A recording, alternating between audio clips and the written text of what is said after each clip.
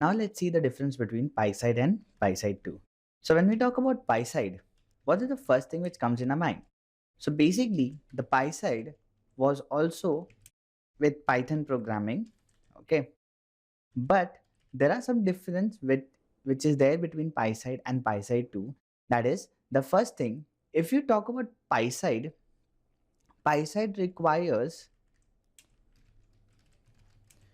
Qt4 or lesser version. Then when we talk about PySide 2, in that case, requires Qt5 or higher version, right? Now, coming to the PySide is available with Python 2 or 3, whereas PySide 2 is available with Python 3.8 or above. That means if you're using PySide 2, you can go and downgrade your Python with Python 2, Python 3, and you can work with it. Now, basically, okay, PySide needs Visual C++, that's Microsoft Visual C++, to execute. Okay, so basically when we talk about PySide, it requires Microsoft Visual C++, but when you talk about PySide 2, it requires the higher command, that is needs Visual Code, that's VC++ of version 9 or greater than that. That means it can compile on any development tool. Like unless like PySide, which is a downgrade version of PySide 2, which has a less frameworks comparing to PySide 2. PySide 2 has more of frameworks. Let's compare like if I am creating an application in PySide. If I'm creating an application in PySide, I can just create widgets, I can just create the data. But with PySide 2, I can not only create widgets and data, but also I can create 3D applications, 3D data, and a 3D projects with it.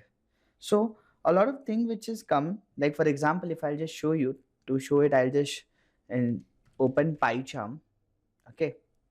And in this PyCharm, I can show you the basics of what PySide 2 provides to us. Now in PySide, if we have seen that, we have only seen that there are only widgets like Qt application, Qt GUI applications, Qt GUI text box, correct?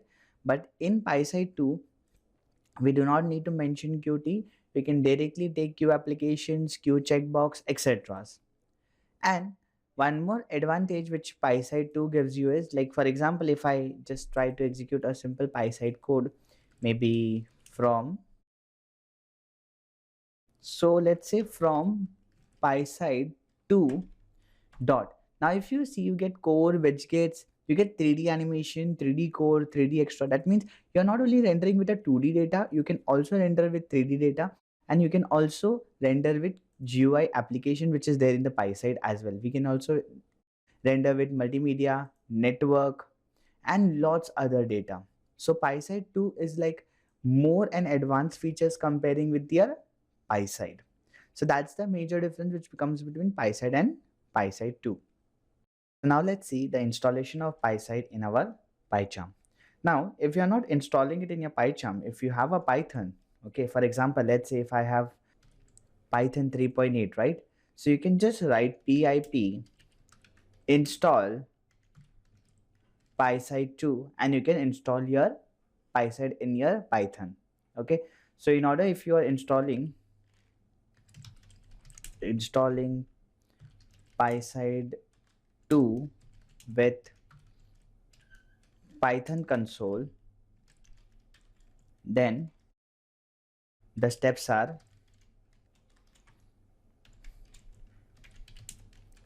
open Python console, type pip install PySide 2 and execute the command. That's it. So if you are doing that much, it is fine to install your PySide in Python console.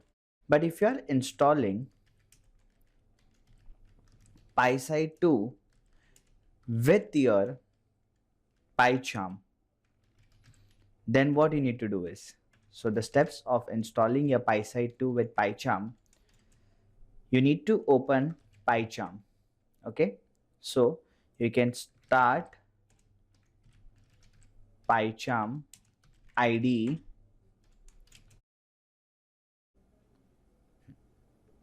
So after you start with your PyCharm IDE, you try to create a new project first, or maybe you can just install it over here also, it's still fine. Okay, so the next step which you need to do is you need to go to the file option.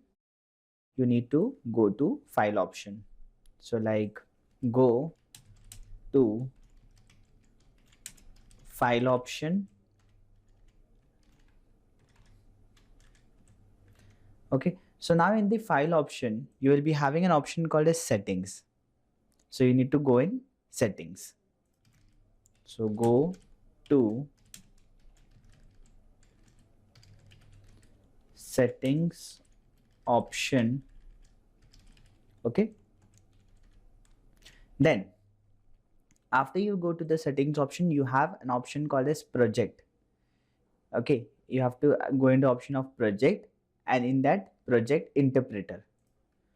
Okay, so go to project and then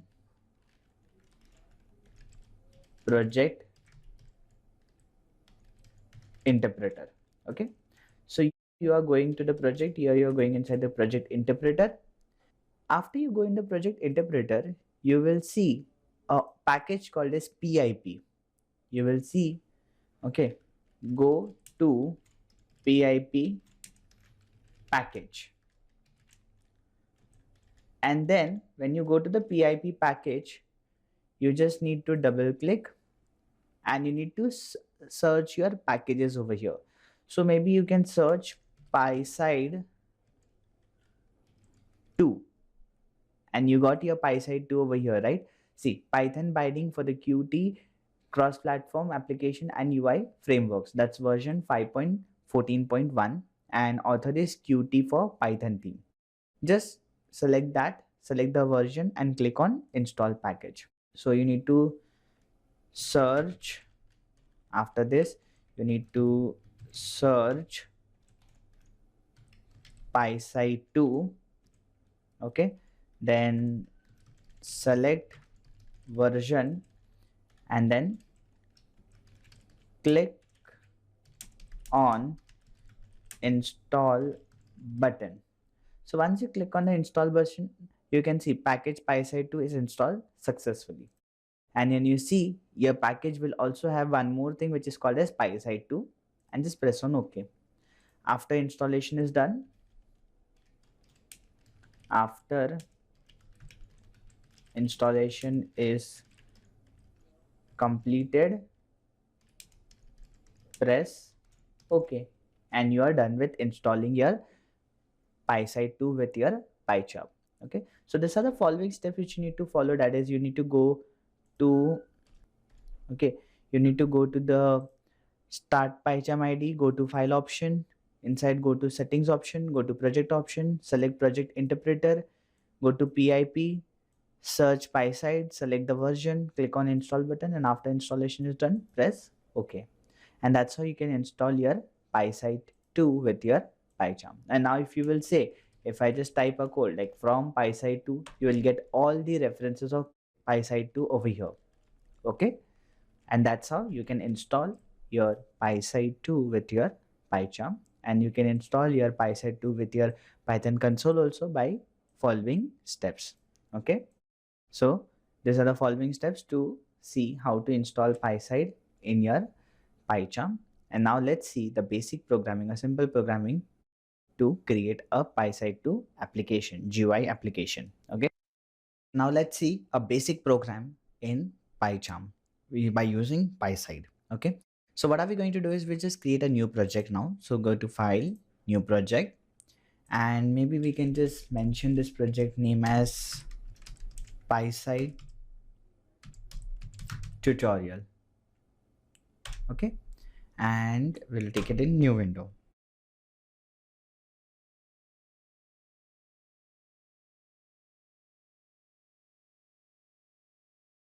Done. So in this tutorial, okay, in this PySide, we'll just see right now, go to settings and we'll just check the interpreter again. Okay, see, we do not have the PySide again installed because whenever we work with a new project, you require a new setup tools over there. So you need to again install your PySide 2. Okay. So meanwhile, while PySide 2 is getting installed, we'll just see a basic program creating. Okay. So in order to create a simple, a basic program, and like for example, a frame, let's say we'll just create a frame right now. So what are we going to do over here is, okay, let's just get it installed first. Okay, so now it is installed. Now what we can do is just close this and we got a PySide 2 and just close. Now, what are we going to do over here is we'll just right click, okay, and we'll create a new Python file. Name it as, let's say, first application. Okay, so we are creating a first application where I'll be doing import system, and from PySide 2 we need to import, let's say, Qt widgets. So we are only involving right now, that is Qt widgets. Now what are we going to do is app is equal to Qt widgets dot, from this widgets what are we going to add up. So let's say I want to add an application, right? So we need to say a frame. Whenever we are talking about a frame, it simply means a application. And in this application, sys system dot argv, argument variable. Okay. Now this is creating a Qt application. Now to create a window inside this, let's say window is equal to Qt widgets dot q widget,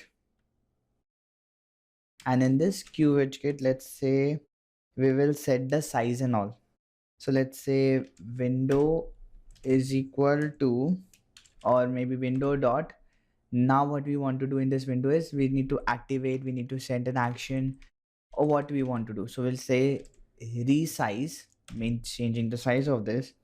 Let's say about the first one is the width, so maybe 500 would be the width, and second one is the height, so let's say 500 is the height. I want a equivalent data, and we'll say window dot set window title,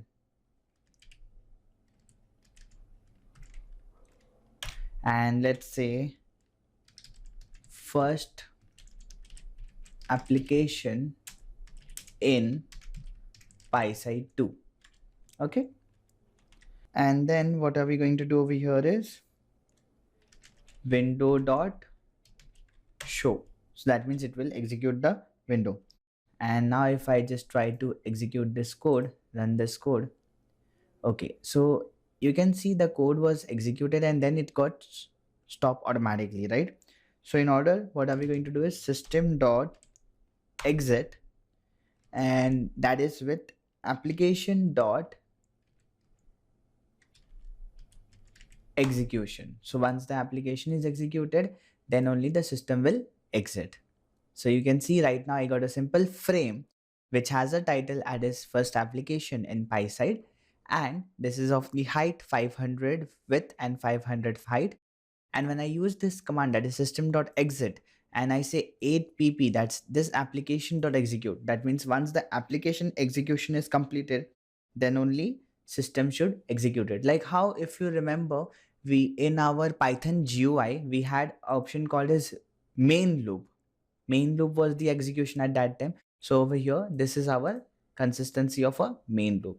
So we have just created a simple frame by using the PySide 2 basic widgets. Okay, you have one more option which you can do over here is now I have installed Qt widgets over here, right? So what you can do is you can have one more option for this, that is maybe you can try this way also. Okay, so what you can do is you can try in this way also. This is another way. Just import system, then from PySide 2 dot Qt widgets import all, then app is equal to q application, where I'll say system dot argument variable, and then we can just say window is equal to q widget and window dot resize, maybe like this time I'll take 300 of 100, 300 width and 100 height, and window dot set window title, and maybe we can say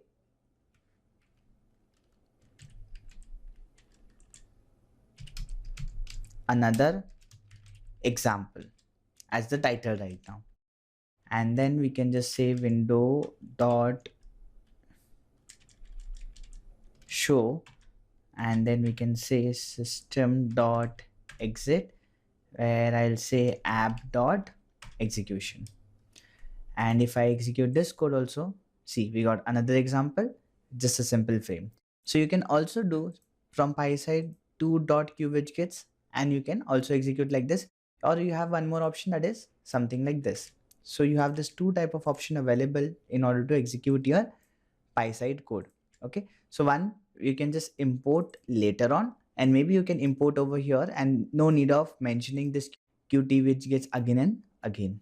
Okay, so this is a simple application with the help of PySide 2. Now let's see the next example, and that next example is to create a label in PySide 2. Okay, so let's do one thing. We'll just create a new file naming as label example. Okay, now in this, what are we going to do over here is the first process or the first part of the application should be the same. So let's say import system from PySide 2 dot qwidgets import all. Then what we need to do over here, the next part, creating a frame. So let's say application is equal to q application, then we'll create the window. So window is equal to q widget. Okay, and then we'll say window dot show, so that means it will open up the window, and we'll say system dot exit, that is app dot execution, and inside this system dot argument variable. Okay, so if I run this code, I get a simple frame, default frame. Now we'll set a title. So window dot set window title as label example. Okay, now in order to create a label, let's say L1 is equal to q label. So whenever we need to create a label, we have a method which is called as q label. Okay, so whenever we talk about this q label, now in this q label we can start a lot of options. Like for example, in this q label, I want to write a message. So let's say I just write L1 dot set text, and I wanted to write welcome PySide 2 developers. Okay, now suppose if I execute this code, do you see any label on the window? No. And this is just because this label is to visible on which window we have to mention in this constructor, in this parameter.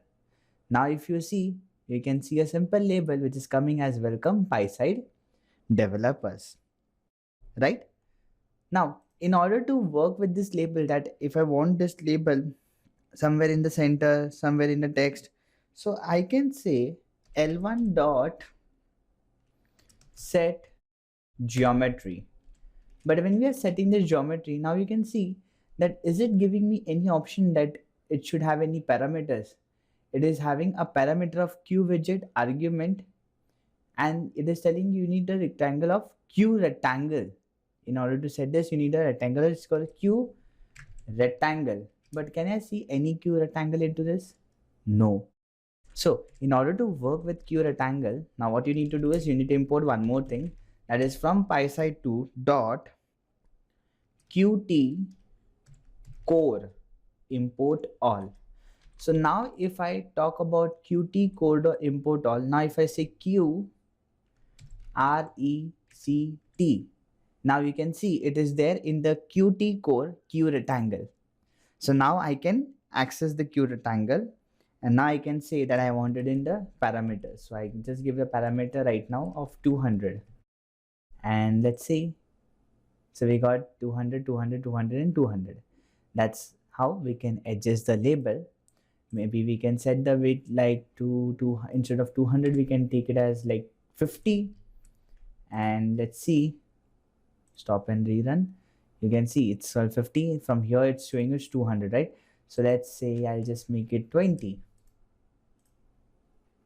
So 50, 20, and like this you get the width and height of the rectangle. Okay, so that's how you can set up and create a label. Okay, now Qt widgets are only for your all widgets. Like for example, your label, your text box, your all other details will be there in the Qt widgets.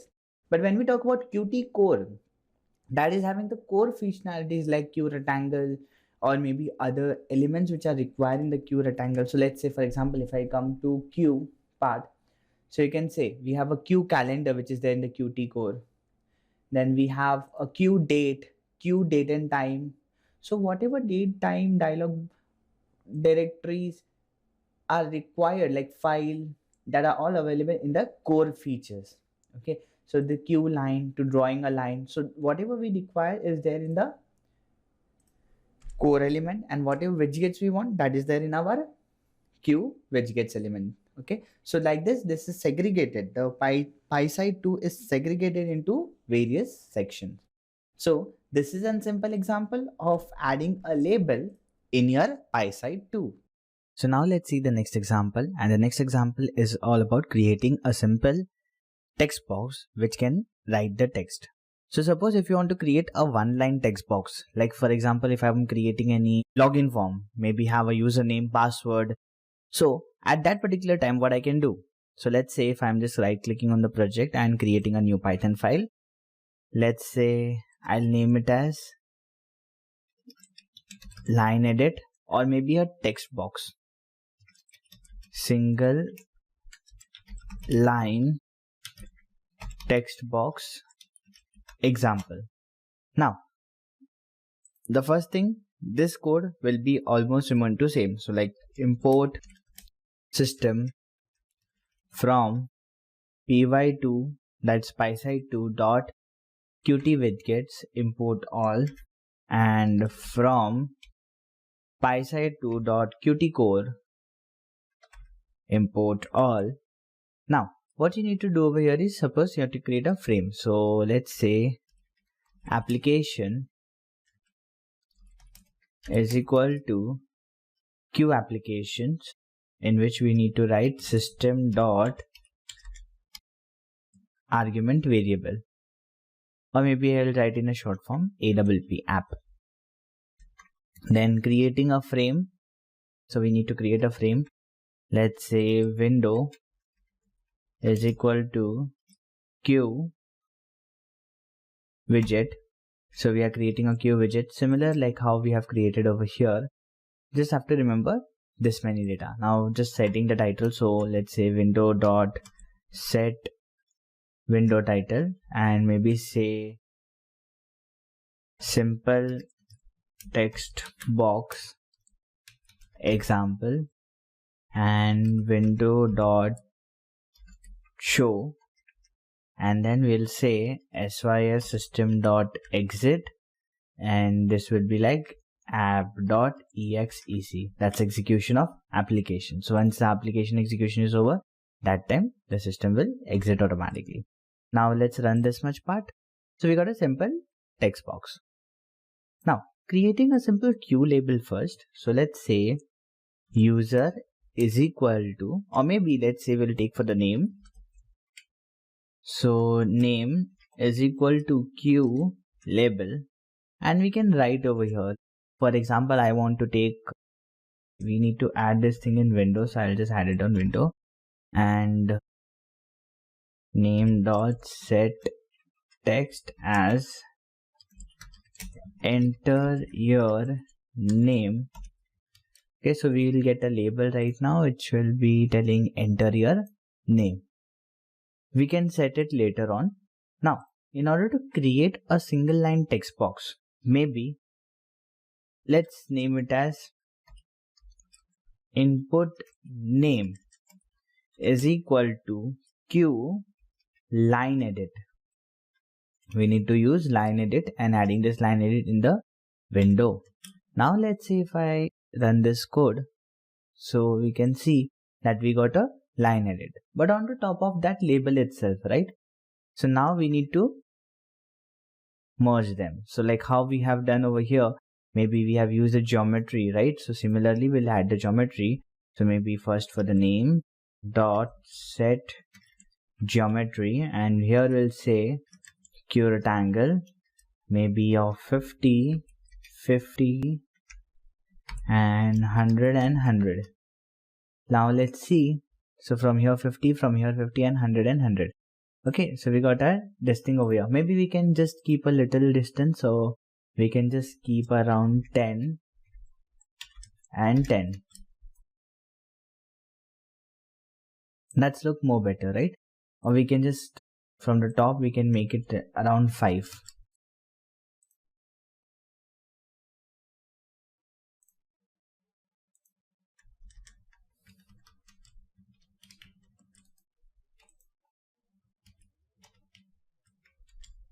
Now again for the text box, so we'll say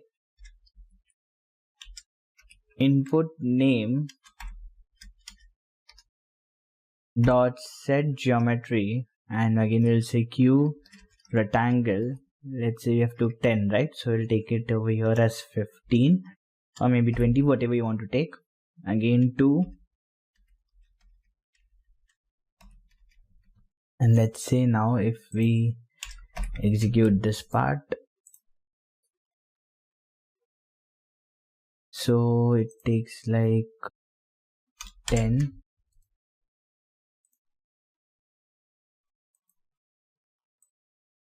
Maybe we can keep this as 200 and this as 10. Okay, so this is like 50.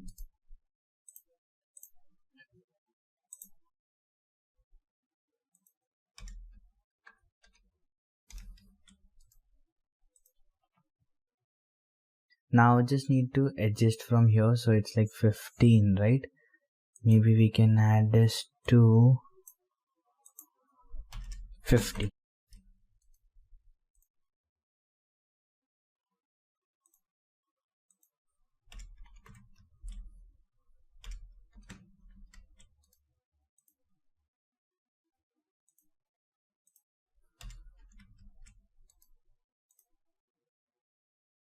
Now just from top,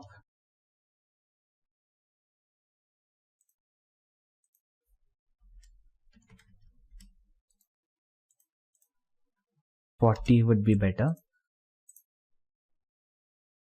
So we got to enter a name and we got a text box. Now we can just set it around exactly how we want to, and you can see you get a label as enter your name and you get a text box over here which can type the data. In order to create a one-line text box, we have a function called as QLineEdit, which you can use to create a simple one-line text box. So this was an example of creating a single line text box in PySide 2. So now let's see a next example to create a button in PySide 2. So in order to create a button, let's say we'll again create a Python file, button example. Now what are we going to do over here is, again, let's say importing of data. So import system from PySide2.qWidgets, import all. Then from PySide2.qtcore, import all. Then app is equal to q application, where I'll just say system dot argument variables window is equal to q, then window dot set window title as button example, window dot show, and system dot exit when app dot execution. Now what we want to do over here is, consider that we are creating a label and we are creating a text box. So we can say name is equal to q label, adding this label to window, name dot set text, enter your name, and name dot set geometry. Maybe we can take this geometry codes from here.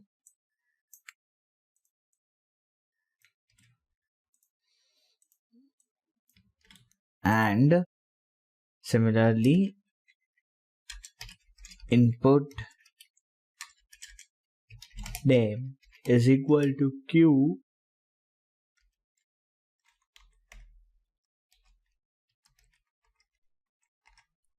okay, we are using q line edit. And let's say now if I execute this code, I'll get a text box and a label. Now what I want to do is I need to submit button. So let's say I'll name it as submit is equal to q push button, and adding this push button to window. So when I click a push button, I'll get a button like this. Now we can just say submit dot set text submit. So we got a submit button over here. Now we'll add the geometry for this. So submit dot set geometry,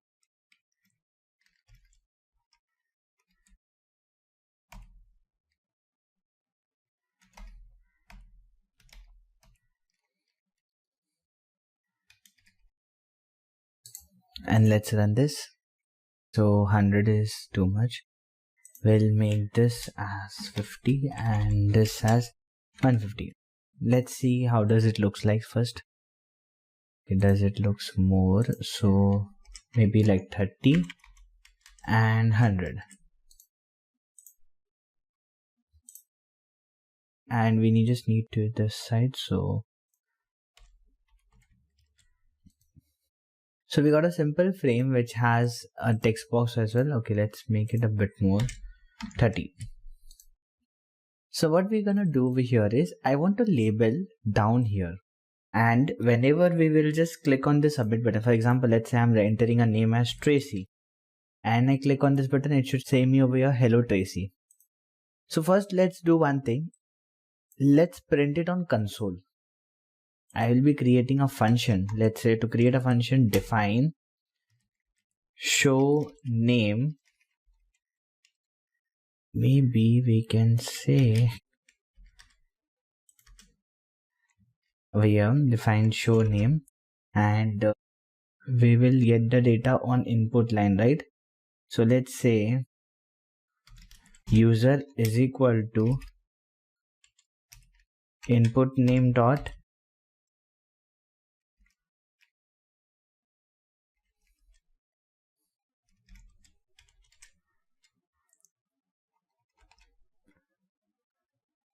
and let's say we'll print hello and user for right now, and I'm just printing the user. And let's say when we click on the submit button, so submit dot, let's make it a submit dot clicked dot,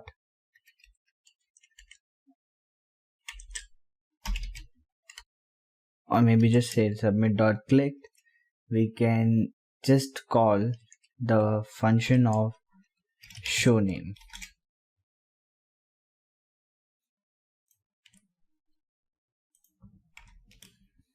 Let's see, still we are getting an error over here. So let's do one thing. Let's remove this function from here, and let's remove this from here.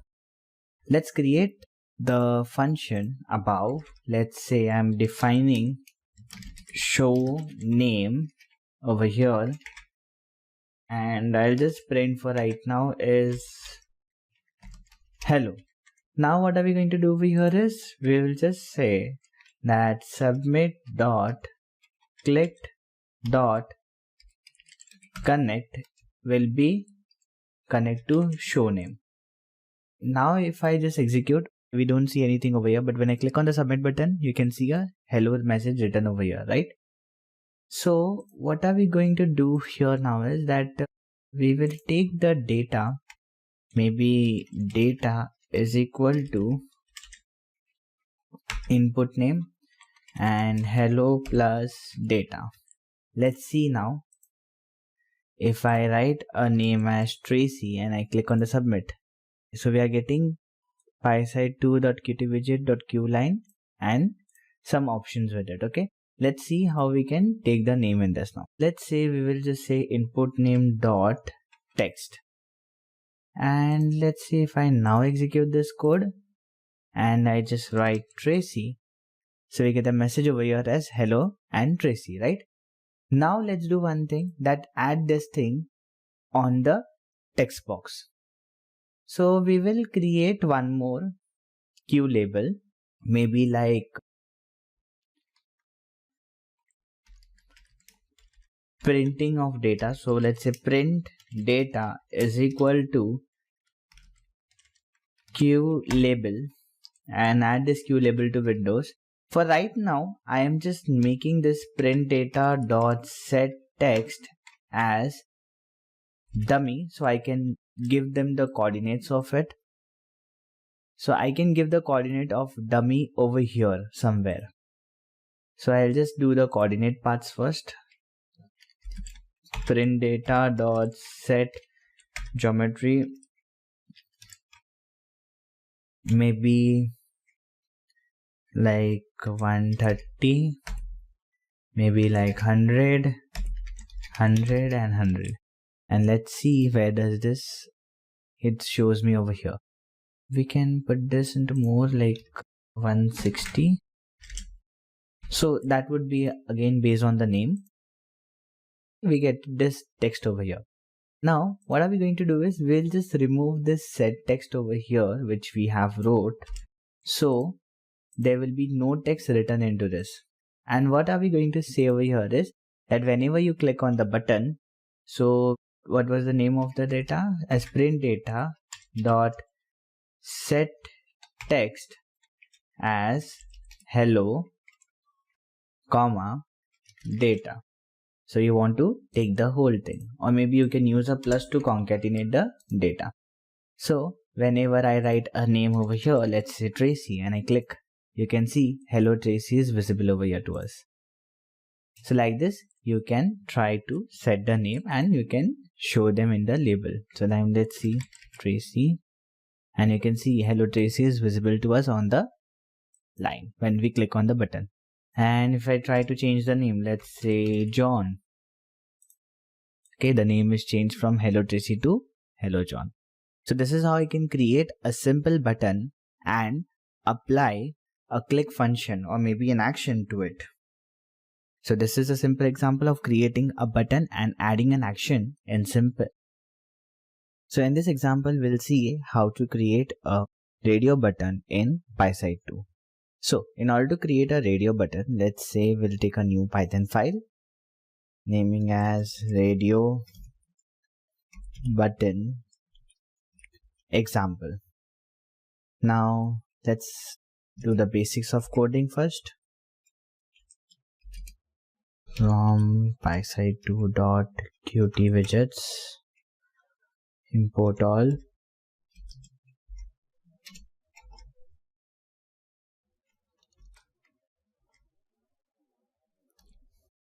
import all. Then app is equal to Q application.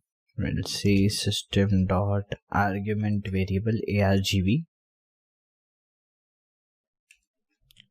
Window is equal to Q widget.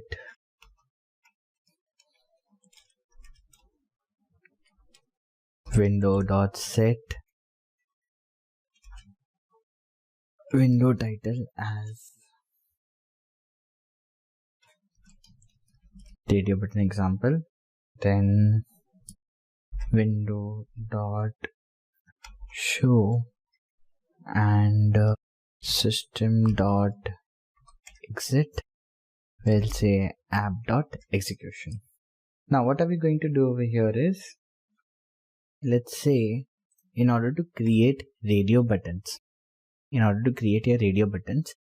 we will use, let's say we'll create a radio button for gender. So maybe I'll use a GEN, that's for the gender, is equal to Q label, and adding this Q label in the window, gender dot set text as gender, and we'll make the geometry a bit later. So maybe I can just say gender dot set geometry Q rectangle 10 of 100 of 100, and let's see. So we got a gender over here, right? Maybe I can keep this part as 0. Now over here I wanted to keep a gender of male, females and others. So what I'm going to do over here is, I'll be adding, let's say male is equal to Q radio button, and adding this radio button in the window, male dot set text as male, and similarly female is equal to Q radio button, and adding this radio button in the window, and female dot set text as female, and we'll say other is equal to Q radio button, adding this radio button in the windows, then other dot set text as others. So I have these 3 different radio buttons over here, right? And now you can see all these things are merged in one. So we'll just set up the geometry for it. So let's say male dot set geometry Q rectangle, and we'll say if I have took this as 10, so I'll keep it as 10, this I'll keep it as 5, and 100 and 100. Let's see. So this maybe we'll keep it as 10,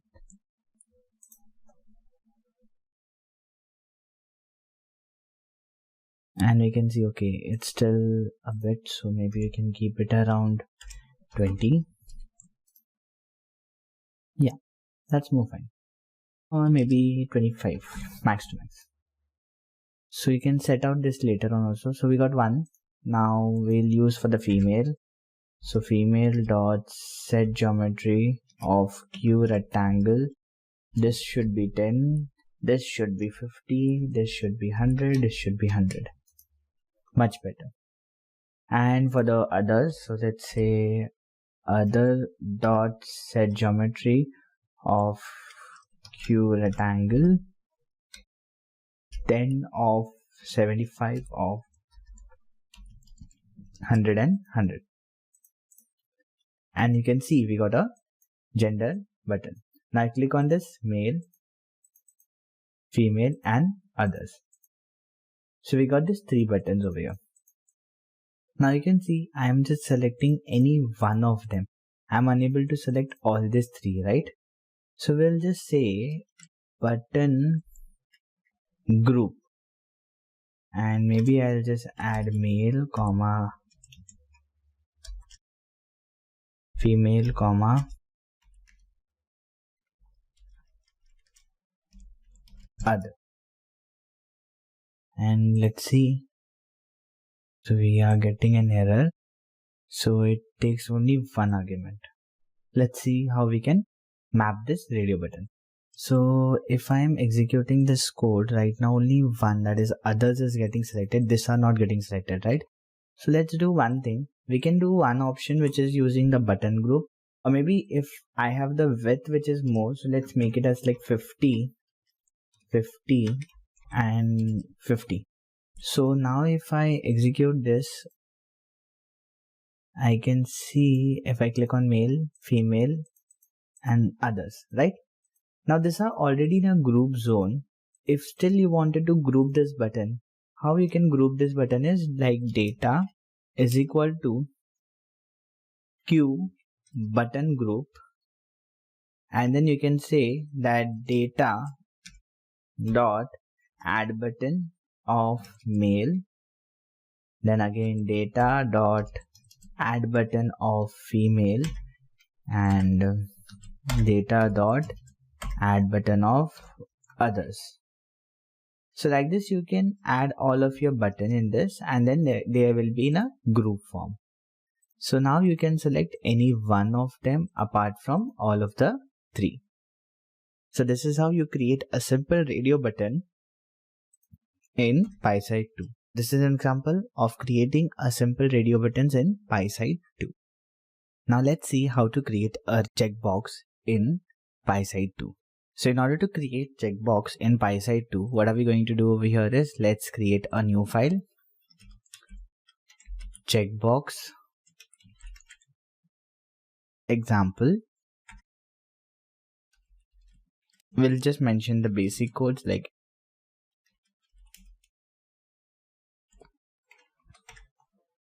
so importing the structures,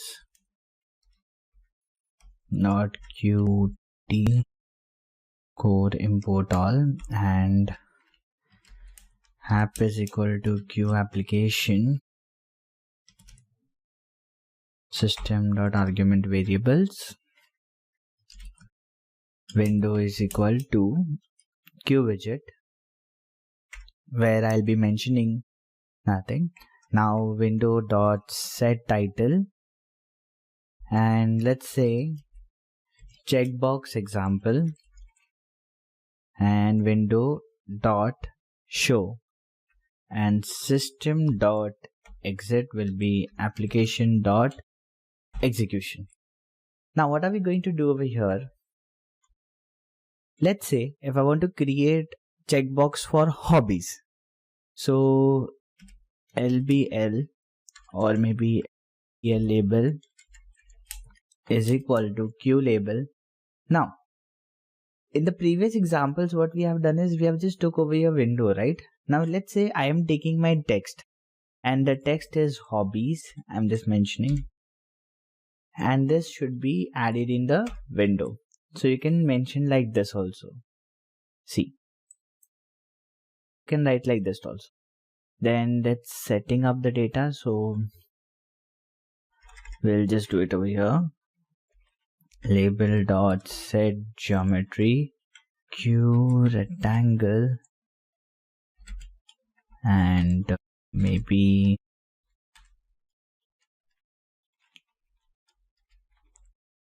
10, 10, 10 and 10.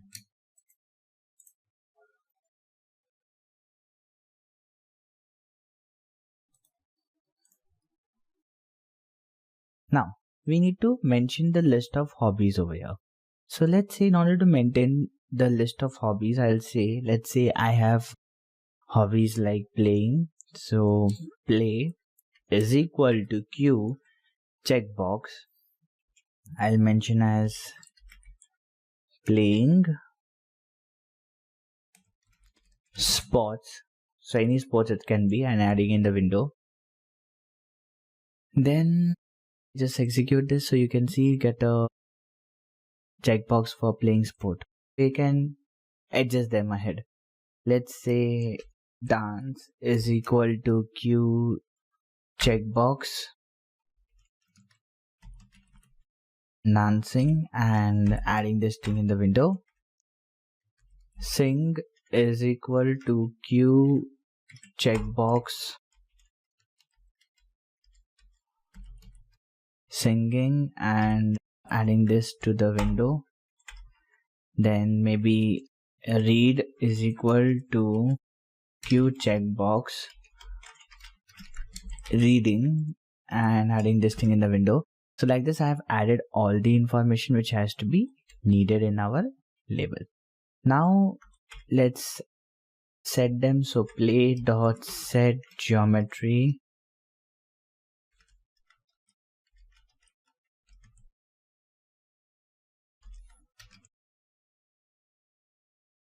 and 10, 20, 100 and 10.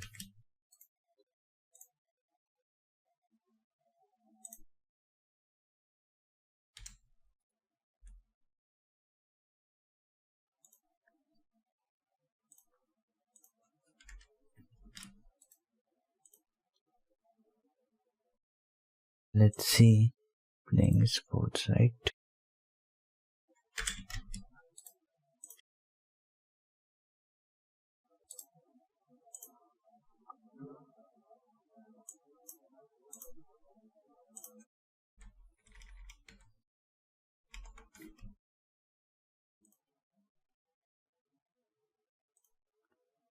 Maybe 20 or 30.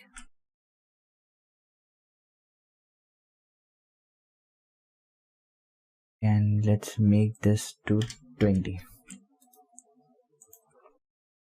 So we got the first one. Similarly, we will use for the next one. So let's say dance dot set geometry inside this q rectangle, and 10 we have maybe 50, 120.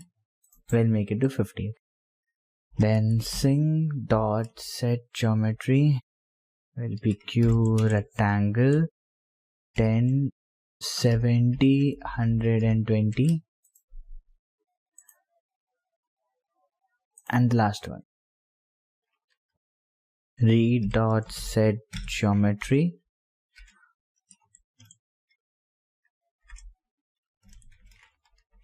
10, 90, 120. Okay, so we got a hobbies section over here, in which I can see that I get hobbies like I can select multiple and deselect them. So to creating a checkbox, we use q checkbox class over here. So this is a simple example of creating checkbox in PySide 2. Our next example is to create a combo box in PySide 2. So in order to create a combo box in PySide 2, what are we going to do? Let's say I'm just creating a simple Python file, combo box example. Now over here, import system from PySide2 dot Qt widgets, import all, and from PySide2 dot Qt core, import all. App is equal to q application, where system dot argument variable, window is equal to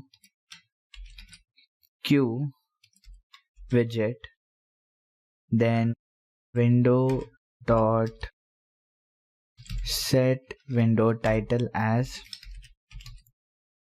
combo box example and window dot show, and then system dot exit is application dot execution. Now what are we going to do over here in order to create a combo box? Let's say if we create a combo box for the list of countries, so maybe countries is equal to q combo box, and adding this combo box with the window. Now when I do this, you can see I get a simple combo box, right? But then if you want to set this combo box, so let's say I want to set this as countries dot set geometry q rectangle of maybe 10, 10, 100 and 100. We can make according to our ways. So maybe like this can be 10, or maybe we can just change it later on. 50.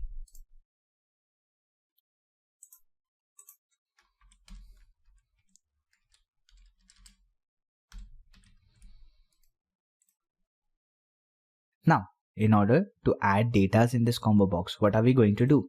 So you just need to write countries dot add item, and let's say we are setting as India. Countries dot add item, maybe USA. Countries dot add item, let's say UK. So you can just add the countries as much as you want. So countries dot add item as maybe Australia. Countries dot add item Poland. Then countries dot add item Norway. So I have just added few countries into this, and maybe I'll just add countries dot add item, the first one, that is select. Now if I execute this code, you can get the list of countries over here, which you can select from here. So you get the list of countries, you can just click on that and select any one of your choice. This is one example of creating a combo box, but don't you think it's very difficult, because again and again adding all those data will take a lot of time, correct? So we can create in another way also. So I'll just create, like, for example, we are taking the states of India. So state is equal to q combo box, and we'll take it as state dot set geometry q rectangle. We'll say 10, 60, 150 and 30. And then let's run this. So just check out.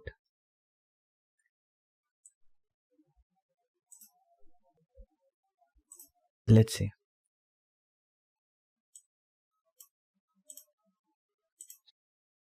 We just need to add a window over here, and let's see. So we got one more for the states. Now in order to add one more example, let's say state of list. So we'll create a list. Say we have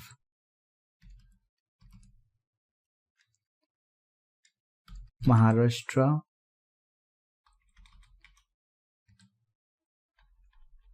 then Gujarat, Delhi, then we have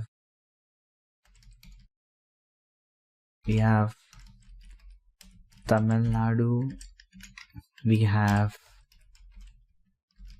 so we'll just take a few cities name.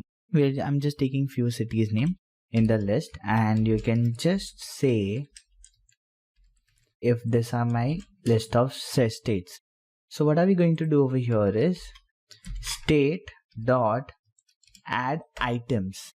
Item is for the single. When you add s, you can add more than date of data. So I'm just using the states list over here. Now if you run this code, and you can see, you'll get the list of states which is added. So let's say if I select India and I select Maharashtra. So like this, you can create your combo box and add the data into combo box. So you can add data by adding single individual element, or by adding it in a list and adding all the list together. So this is a simple example of creating combo box in your PySide. Now let's see how to create a text edit in PySide 2. So let's say we'll just click and create a new file, naming as text edit example. We'll do the basic things first.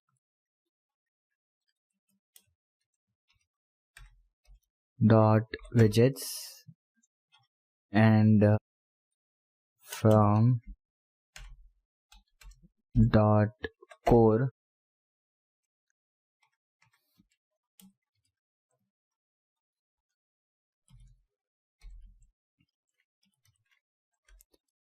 window is equal to q widget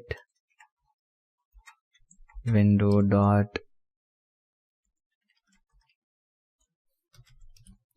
text edit example window dot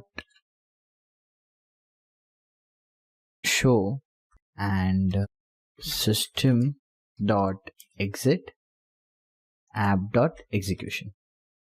Now what we want to do over here is, let's say address is equal to q text edit, and add this text edit to window.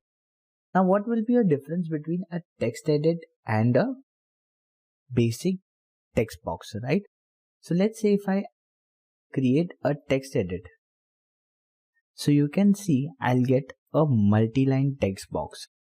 Unlike your basic text box which you had, which has only one line, the text edit will gives you and allows you to create multi-line text boxes. So whenever you create a text edit, you will be creating a multi-line text box. Now you can just mention that address dot set geometry rectang maybe 10,20, and let's run this with wrong arguments, right? It's saying the 4 different arguments. Let's say 100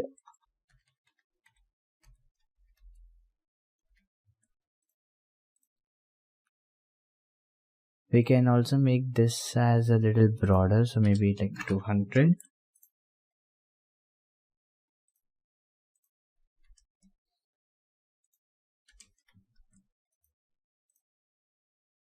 So whenever you need a multi-line text box, you will be using a text edit. And whenever you need a single line text box, at that time you have a single line text box with the help of your line edit. So you have different, that is line edit and text edit. Line edit for a single line and text edit for a multiple line.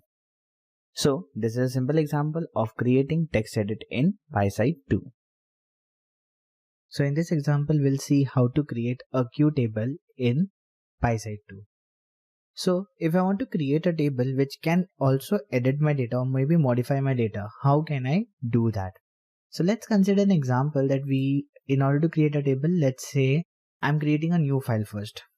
Let's make it as table widget example. So we are keeping the file name as table widget example.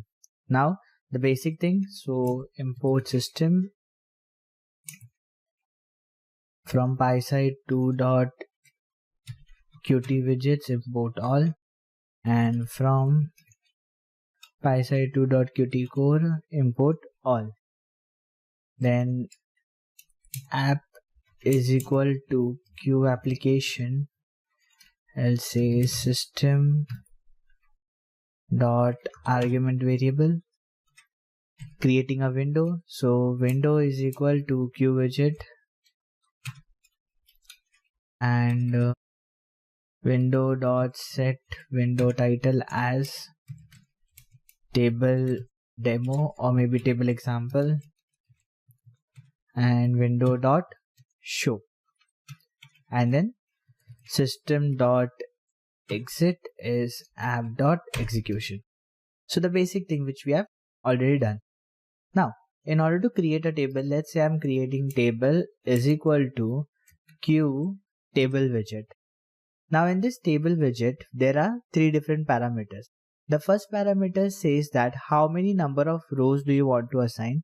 The second parameter says that number of columns do you want to assign, and the third parameter says that you want to show it in which form. So consider an example that if I want to display the data of an employee, so I need employee ID, employee name, and employee designation and salary, and I want to display it for three different employees. So 3 employees, 4 columns, and displayed in the window. So when I click over here and when I use this table widget, now if I run this code, so you can see I get a simple table with 3 rows and 4 columns, just like in simple Excel sheet. But the problem is that this does not show any title to us, or it does not show any sort of information to us, right? So now this is simple data. What we need to do is we need to again modify them. So let's say if I say table dot set geometry, first we'll set the geometry, that is q rectangle, and let's say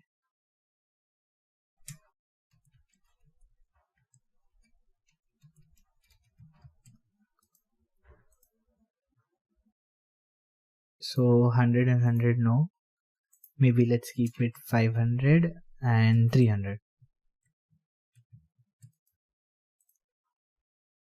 Yes, so our table is completely visible, right?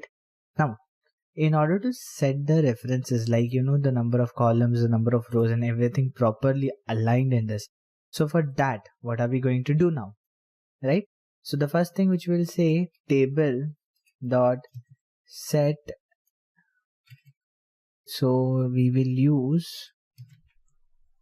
so let's do one thing, instead we'll just say calls is equal to, and what are the column IDs we want to take, let's say we want ID, so we'll mention over here emp ID, emp name, then designation, and salary. So these are the 4 parameters which you want. Now we will say table dot set horizontal header labels. We'll use this type, and here we will call as columns. So now if I run this code, you can see instead of the number I am getting employee ID, employee name, designation, and salary. That means my header is now changed successfully. So whenever you want to change the header, you just need to remember that you just need to mention over there that which labels do you want to add up over there. Now if you want to add details, for example if I want to show details, right? So for maybe we'll say I in range 0, or maybe like till in range of 5, maybe till below 5 we can take all the diff data. So let's say till 5. That means if just for right now I just click on print and press I just to show you. So if I run this code, I'll get the output 0, 1, 2, 3 and 4, right?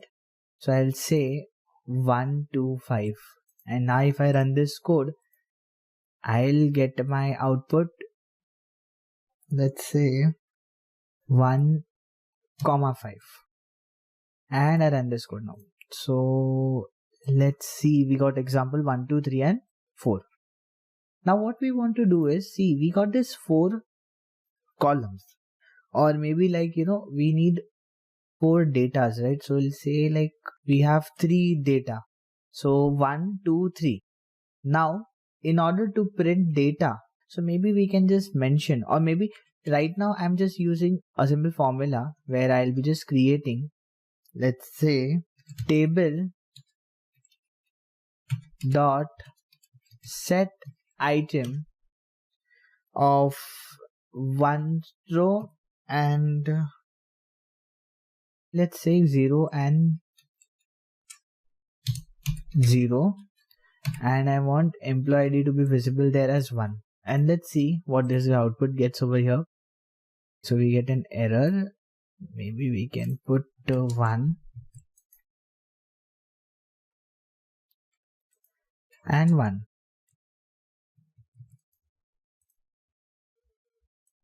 So it is giving me error that set item is integer string where you need to take table widget item, right?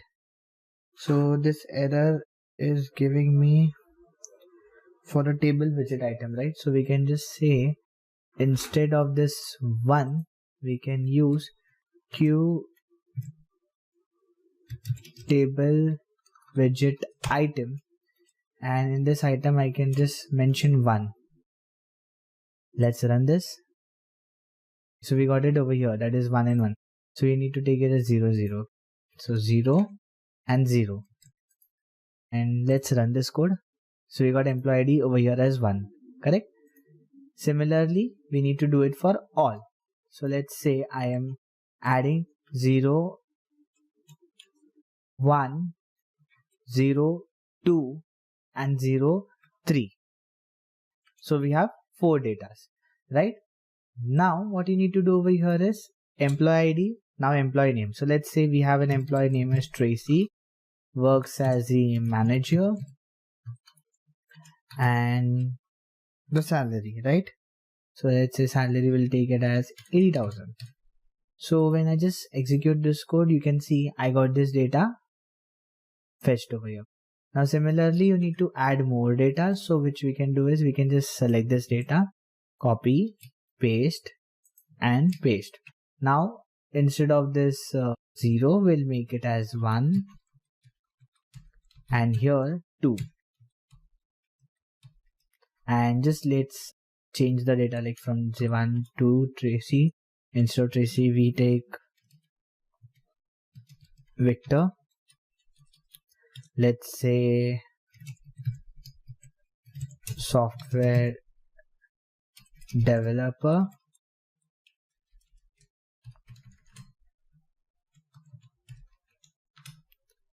let's say number 3, let's say is the Jason, and maybe Jason is and team leader, we'll just get 60s. Now if I run this code, we got our data fit in the content. So this is how you can create a simple table and add the data into the table. So this is how we create a simple table in our PySide 2. In this session, we're gonna see how to create a slider in PySide 2. So in order to create a slider, what are we going to do is we'll just create a new file, slider example. Now just import the packages whatever we require. So import system from PySide 2.widgets, import all, and then we'll say from PySide 2.GUI, again import all, we require core. So from PySide 2.core, import all. Now what are we going to do is we'll create a class naming as slider, and this class will be extended to QWidget, so we can take the frame directly. Define in itself, where I'll call super.init, then self.set window title as slider example, then self.set geometry, let's say 300, 200, 300 and 250, then self dot set style sheet. So style sheet will be like how you want to show your data. So we'll say background color and we'll take as aqua. Then self dot create slider. This is a function which we're gonna create later on.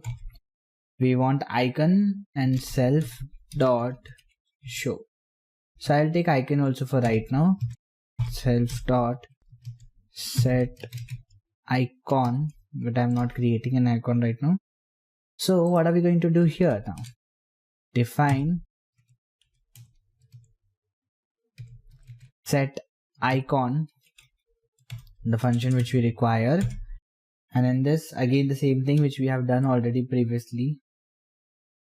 So we'll just say app icon is equal to q icon, and we'll just say icon.png, whatever file you have, you can take that file, and self dot set window icon as app icon. So right now I don't have, so it will not show me anything.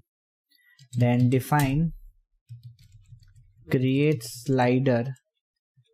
In this create slider we'll take our slider, right? So first thing what I'm doing is I'm taking layout, so horizontal layout, QH box layout. In the horizontal box I am creating my slider by self dot slider is equal to using Q slider. Then self dot slider dot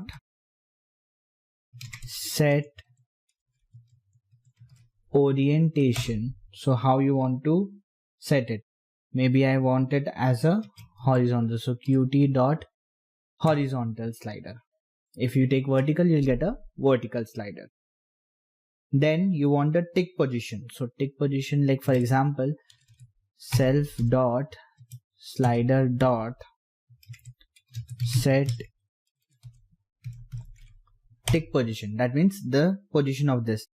So we'll say Q slider dot, we have tick, below, above, both sides, how you want the slider. So I want a below slider, that means from lower to higher. Then we need to keep an interval. So for example, if I'm sliding, so how many intervals gap should be there in the sliding? So self dot slider dot set interval, and tick interval will be after 10 gaps. Then self dot slider dot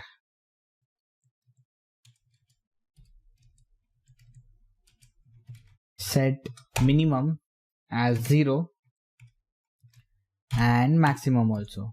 So self dot slider dot set maximum as 100. So maybe 0 is the minimum, maximum is the 100, and between these two there is a gap of 10. Now what you want to do is just to check the data and just to get the data. So we'll say self dot slider dot value changed. So whatever value changed according to it dot connect, that is self dot changed value. Then self dot label is equal to, we have Q label which should be showing me a 0 for right now. Then we need to give the font and all. So self dot label dot set font, and what font you want to give. Let's say you have a GUI, right? So you have an option called as Q font. In this Q font you would be having the font family. So let's say I'm taking sans serif, and the font size should be 15. Now adding this data. So hbox dot add widget, that is self dot slider, and hbox dot add widget, that is self dot label. So you want to add label and slider to this, and self dot set layout, that is our hbox. So hbox is having all the data. Now whatever value will be changed, for that we are defining a function which is over here, which we have kept, right? Changed value. So changed changed value. So this function will get the slider value, and how? That is by size is equal to self dot slider dot value, and based on this self dot label dot set text will changing the text by pointing the data of size into string. That means it will not print the integer, it will print the string data for me. Now just make the application is equal to q application system dot argument variable, window is equal to, which window we need to take? Slider. So we'll take slider, then app dot execution, and then system dot exit. So when I execute this code, we are getting an error, that is super dot init at line number 8. We are getting error over here. Let's see. I'll just remove this and let's run this.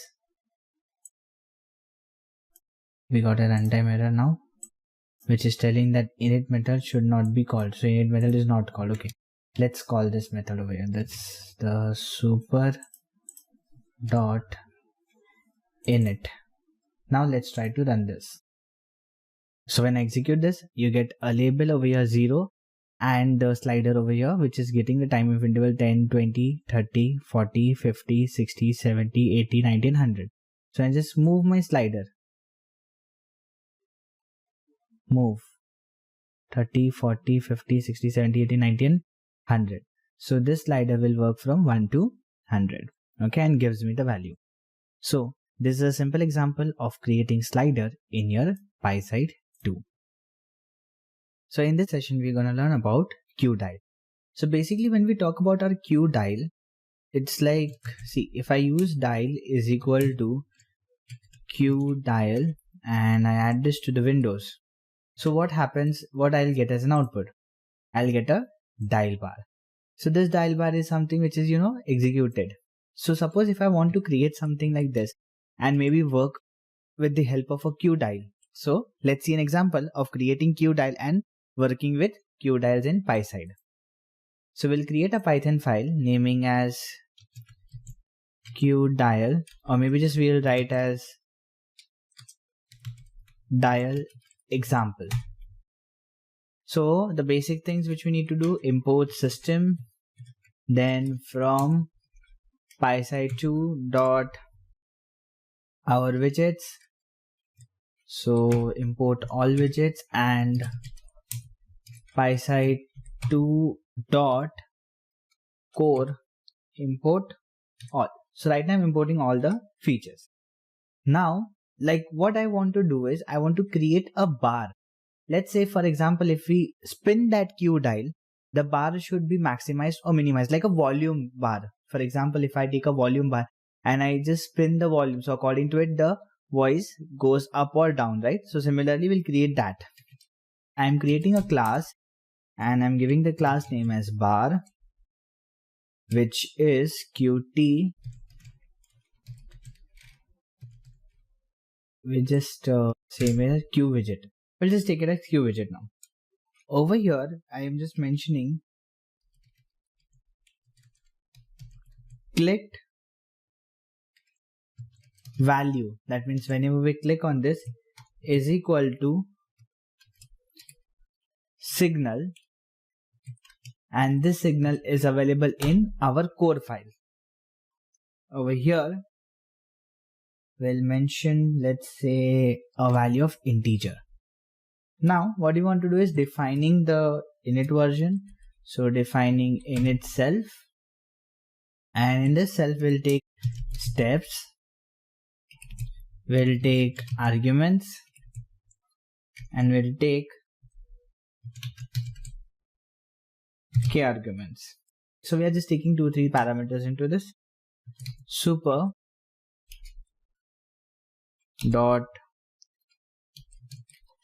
init, where I'll say arguments and kw arguments. Then self dot set size policy, and I want to set the size, let's say q size policy dot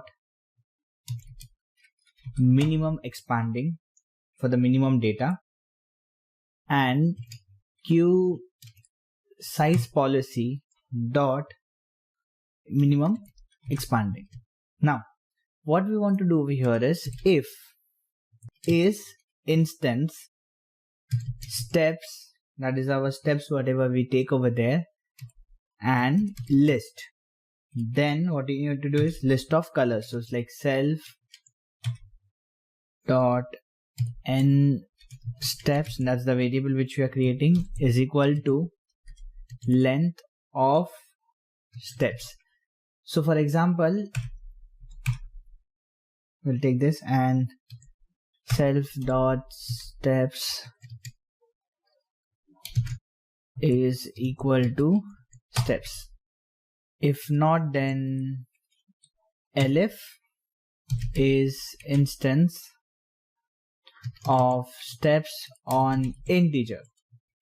Then let's say we'll just copy this instance, and now instead of, we'll make the color of the steps. So let's say red color of steps. So basically what are we going to do here is, see, if it is based on list, then it will be default color.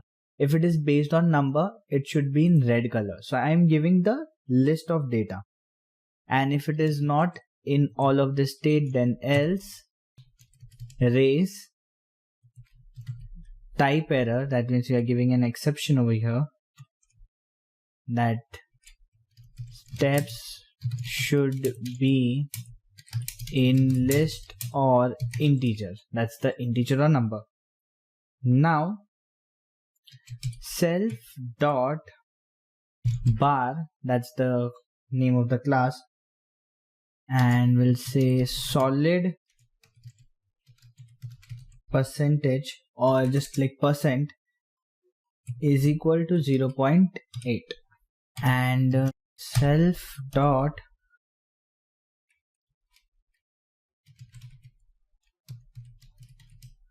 background color is equal to q color, and so we need it in the GUI. Then we need to import the GUI also. That's from PySide 2.GUI import all. So the q color will execute over here, and let's say color will give us black. Now next is we need to pad. So self dot padding is equal to 4.0.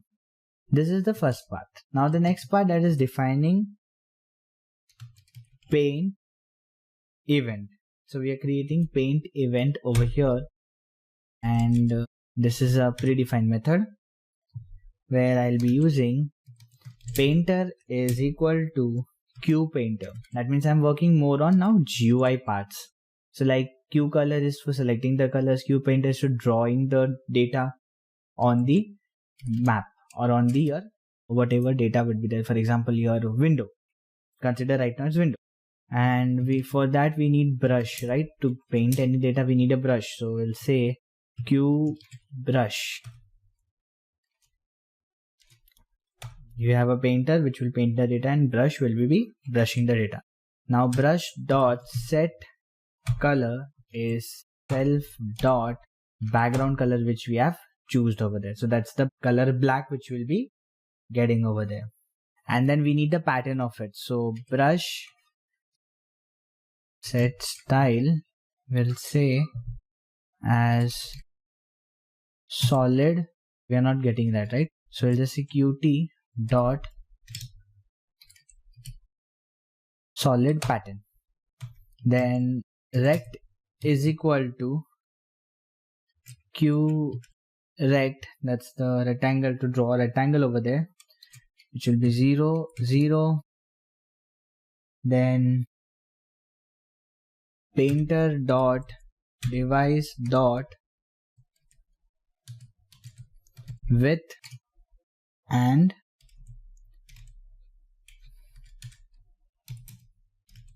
painter dot device dot height. So basically based on the height and width of the painter, it will be painting the data, and we'll just fill the data. So how we'll fill the data is painter dot fill rectangle, and we have the rectangle which we are getting the size from there, and how to fill the data by using the brush. And parent is equal to self dot parent. Then we have to give minimum value, so win, that's for the minimum value, and vmax for the maximum value, is equal to parent dot minimum comma parent dot maximum. So we're taking the minimum and maximum height of the data. Then value is equal to parent dot value, then d underscore height is equal to mention painter dot device dot height minus and self dot padding into 2. Similar for the width also.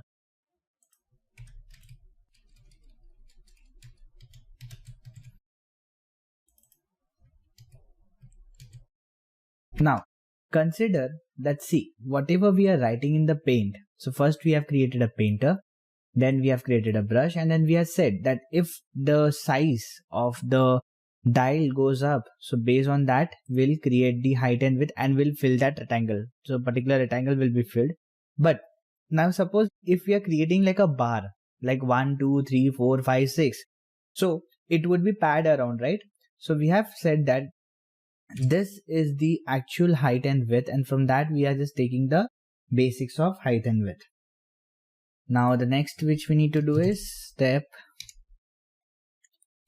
size is equal to d height. Let's make it as self dot n steps. So number of steps, how many we have, is divided by the height. So according to it, we'll get to know how many size we can fit down, like how many bars will be created. And now we need the bar height and width. So bar height is equal to the step size multiply self dot bar solid percentage. So how many solid percentage, according to it we'll get the height. And we need to give a spacing also in between, right? So let's say bar spacer is equal to step size multiply 1 minus self dot bar solid percentage, and this would be divided by 2. So basically what are we going to do here? We are getting the total height, we are getting the total width, and according to it I'll be creating how many steps will be there. Then based on that we'll come to know the height, and between that we should keep some amount of space. So to get that space we're creating a bar spacer over here. Then the PC size is equal to value minus V minimum, the minimum value, divided by V max minus V minimum. So basically we'll get the difference from this, and this will be divided by the total amount. So we'll come to know the size. Now n steps to draw. So to drawing the steps, we'll say integer, because we are taking the integer right now, right? So it will be color in the red now. We'll say PC into self dot steps of n numbers. That is whatever numbers will be taking down. Let's keep it right now as self dot steps right now. Then we'll say for loop n in range will be n steps to draw.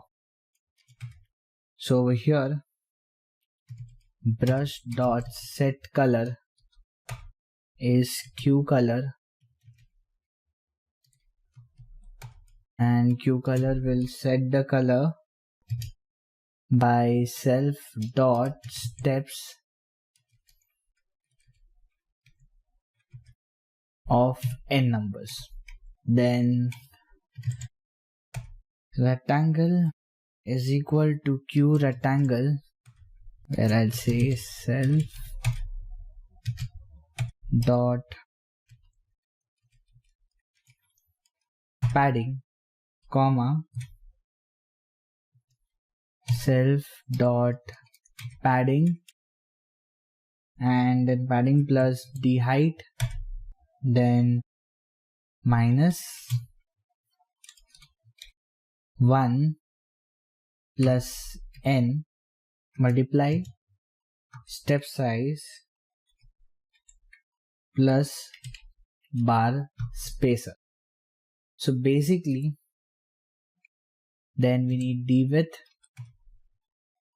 and then we need the bar height, and all these things which we have took over here has to be filled by the colors. We'll just say painter dot fill rectangle via rectangle and via brush. And then afterwards, once you are done with this for loop, painter dot end, that means terminate the painting. So basically what we are doing over here in this case now, we have got the size, we have got everything. Now basically how number of steps are going on, like suppose 1 to 100 is the number of steps. So from that Q color will take the number of integer, take the padding, take the size and how many steps, and add all these things, to which we get the number of bars, number of spaces and elements of height and width and everything which we require for our data to execute. Now what we'll do is define more functions we need to define. So like let's say I am defining size hint, and let's say in the size hint we'll just return Q size, which is again in the Qt core, get the size, that is 40 into 120. So that will be the size which we want. Then define again a new function which we are taking, trigger refresh. This function will be self dot update. So it will be updating the data. That means However, we are triggering that particular circle. Based on that, we'll get the update and update will execute this. Now defining one more function, calculate clicked value. That means whatever we have selected right now, that value has to be here and it should be with an event. So again, I'm using an event E where I'll be creating same parent is equal to self dot parent. Then again the v minimum comma v maximum is equal to the parent dot minimum and parent dot maximum. So like how we have took over here, the same thing. And now the d height. So let's say we have a d height, right? Painter dot device dot width and self padding into 2. Same, we can keep the same here for the height. Now step size. So step size we have, right? Again we can use this same code, so no need of typing. And then we'll write one more thing which is called as click y. That means if we are clicking on the y is equal to event which we have took over there dot y, we are calling the y directly, minus self padding minus step size divided by 2. So basically whenever we select a data, so based on that data it will be getting the list over here. It will be getting us the particular, like for example, let's say if I drag my dial to higher version, so it will be taking that padding and dividing and minusing that particular element from there. So this will be happening over here.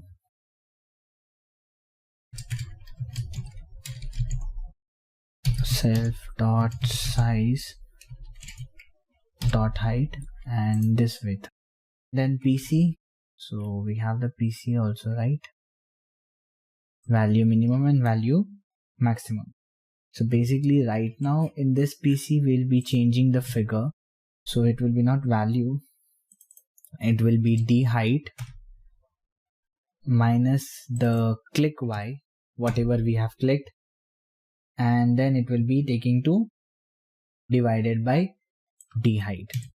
So basically whatever the data we have selected will be minus and according to it divide, so we'll get to know how many percentage is still remaining to get fulfilled over there. So we can say like if there are 6 bars and 100%, so 100 divided by 6 will get the calculation. So this much percent will happen, the bar will increase automatically. So now we say value is equal to v minimum plus PC multiply, we'll say v maximum minus v minimum. So this is the value which we are getting over there, and we'll say self dot clicked value dot emit, and we need to emit the value. Then we have to create the mouse event, so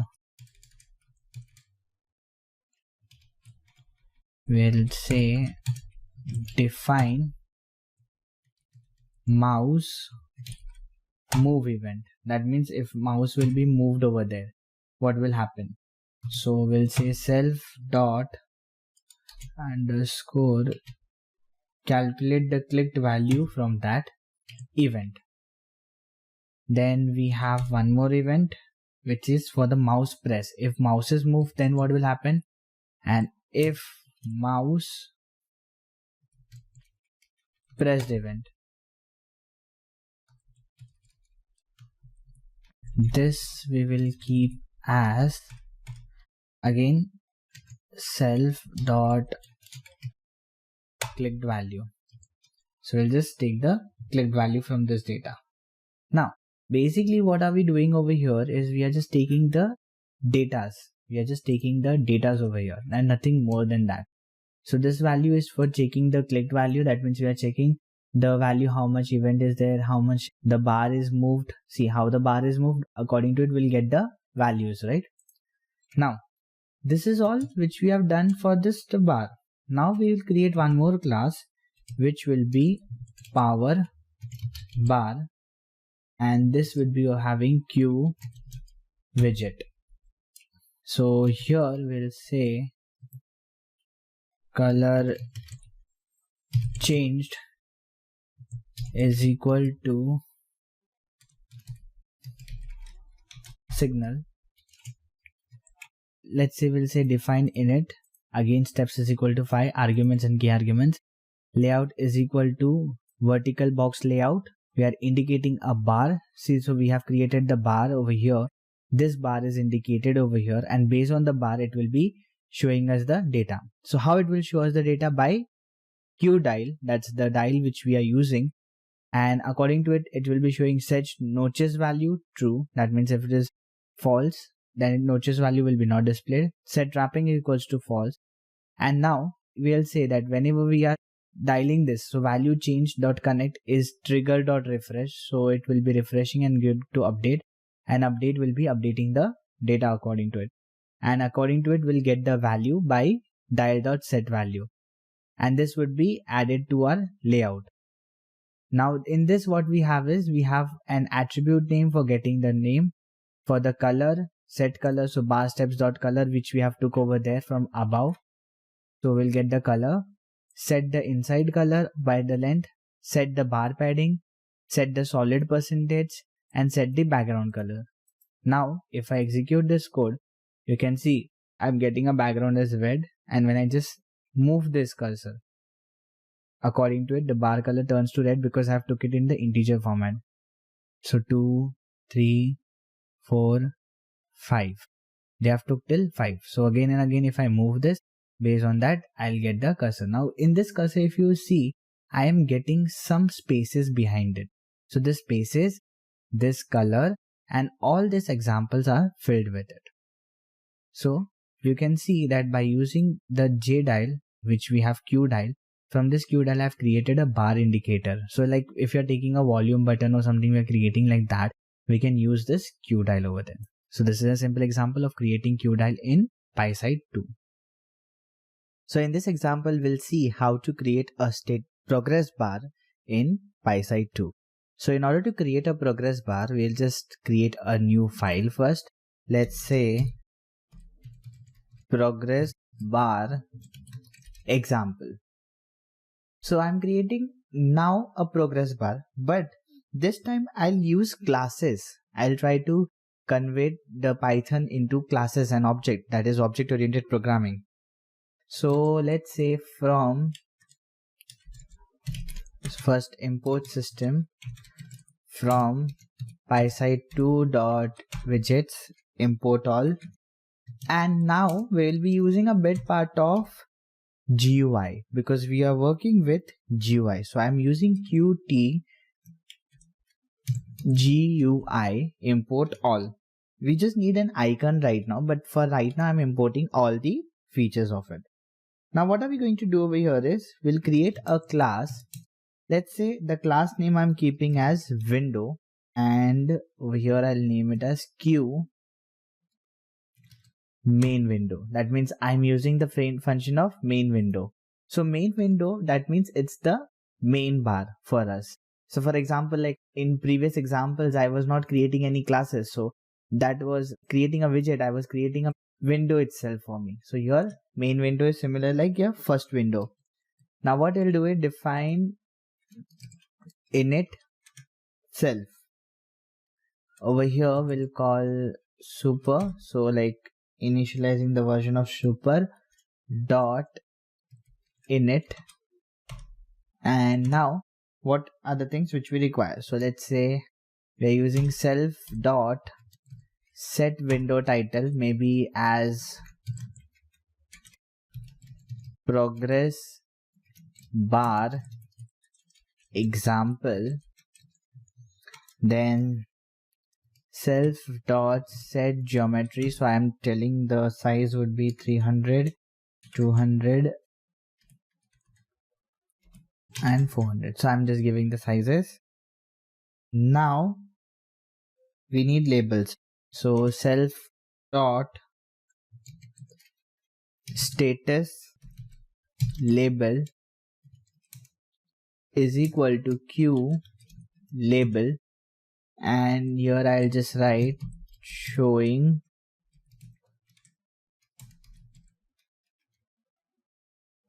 progress. So I'm creating a progress bar, so I'm giving a label name as progress.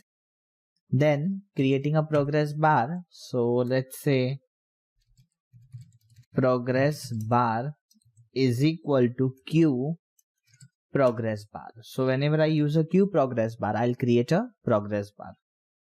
Now we need to give the minimum height and width to self dot progress bar dot set minimum value, let's say as 0, and self dot progress bar dot set maximum maybe to 100. So 0 to 100 is the progress. And then we need self dot set icon and self dot create status bar. So these are the things which we require. Now this set icon and create status bar is a function which we are going to create. So define set icon. This is our function which we need to create, right? Now in this icon I'm telling that app icon, that is application icon, is equal to q icon, and this q icon is a part of Qt GUI. Over here we'll just mention whatever icon we want. So let's say icon.png. That particular icon should be available in your system. Then self dot set window icon as app icon, which we have created. And then with the next one which we have defined, create status bar. This is the next function which we created, right? In this status bar we will be giving the status of the progress. So how will I progress would be working? So let's say self dot status bar is equal to q status bar. So when I'm using q status bar, I'll be giving the status of the bar. And now we'll say self dot progress bar dot set value. See, minimum is 0, maximum is 100, and I want the progress should be showing me 15%. That 15% progress is completed for me. Then we'll mention self dot status bar dot add widget, where I'll be telling self dot status label. I need to show a label first, add first, and self dot status bar dot add widget, where I want to show self dot progress bar at second index. So these are the two things which I want to display. And self dot set status bar as self dot status bar, which we have created over here. So this will be showing me the minimum progress and the label of it. Now calling the function. So how will we call this? Let's say app is equal to q application, as we do always the same. System dot argument variable window, which we create the q window, that's the q widget, right? So we'll over here call the class window which we have created now, and then we will say that window dot show, the method show which helps you to show the window, and app dot execution, and after the execution will happen system dot exit. So you can do this way also, you can even write inside this also. Now when I execute this, see, I'll get a progress bar showing progress as a label, this and how much percent of the progress is completed. So we have mentioned over here that it should be showing me right now of 15%. If I make it like 90, now if I execute this code, it will tell me that show progress and progress is completed of 90%. So whatever we will be adding, that particular data should be displayed over here. So in this way we create a progress bar in our PySide 2. So this is a simple example for creating a progress bar in PySide 2, and this time we are using the help of a class and an object. Like previously we are doing all object oriented programming. No, we were not into object oriented programming. We were doing procedural oriented programming, that's structure oriented programming. But right now Python allows you all the types of programming, that is functional, structure and object oriented. So we have changed this and we have created in object oriented programming. This all particular programs which I have done in structural oriented can be also done in object oriented. Let's see how to create a menu bar in PySide 2. So in order to create a menu bar, we'll just create a new file. Let's say menu bar example. Now in this, what I'm going to do here is the basic thing, import system from PySide2.qt, which gets import all, then from PySide2.qt core import all, then app is equal to q application, where I'll say system dot argument variable,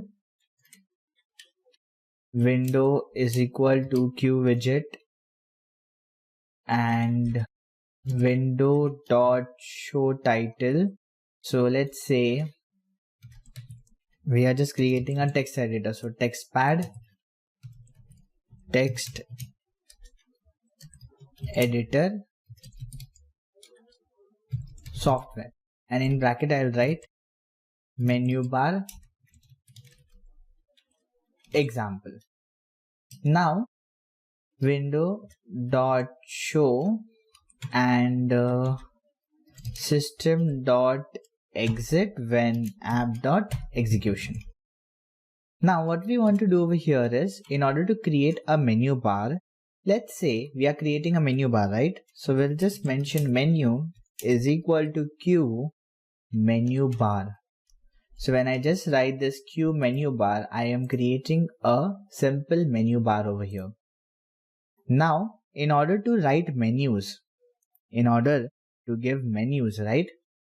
So let's say I am creating menus like file is equal to q menu. This is one of the menu which we have. This menu name is file menu. Then like we have edit option. So edit is equal to q menu, where I'll mention edit. We have format. So form is equal to q menu of format option. Then we have hel. So help is equal to q menu, and we'll say help. Now we got this 4 menus, right?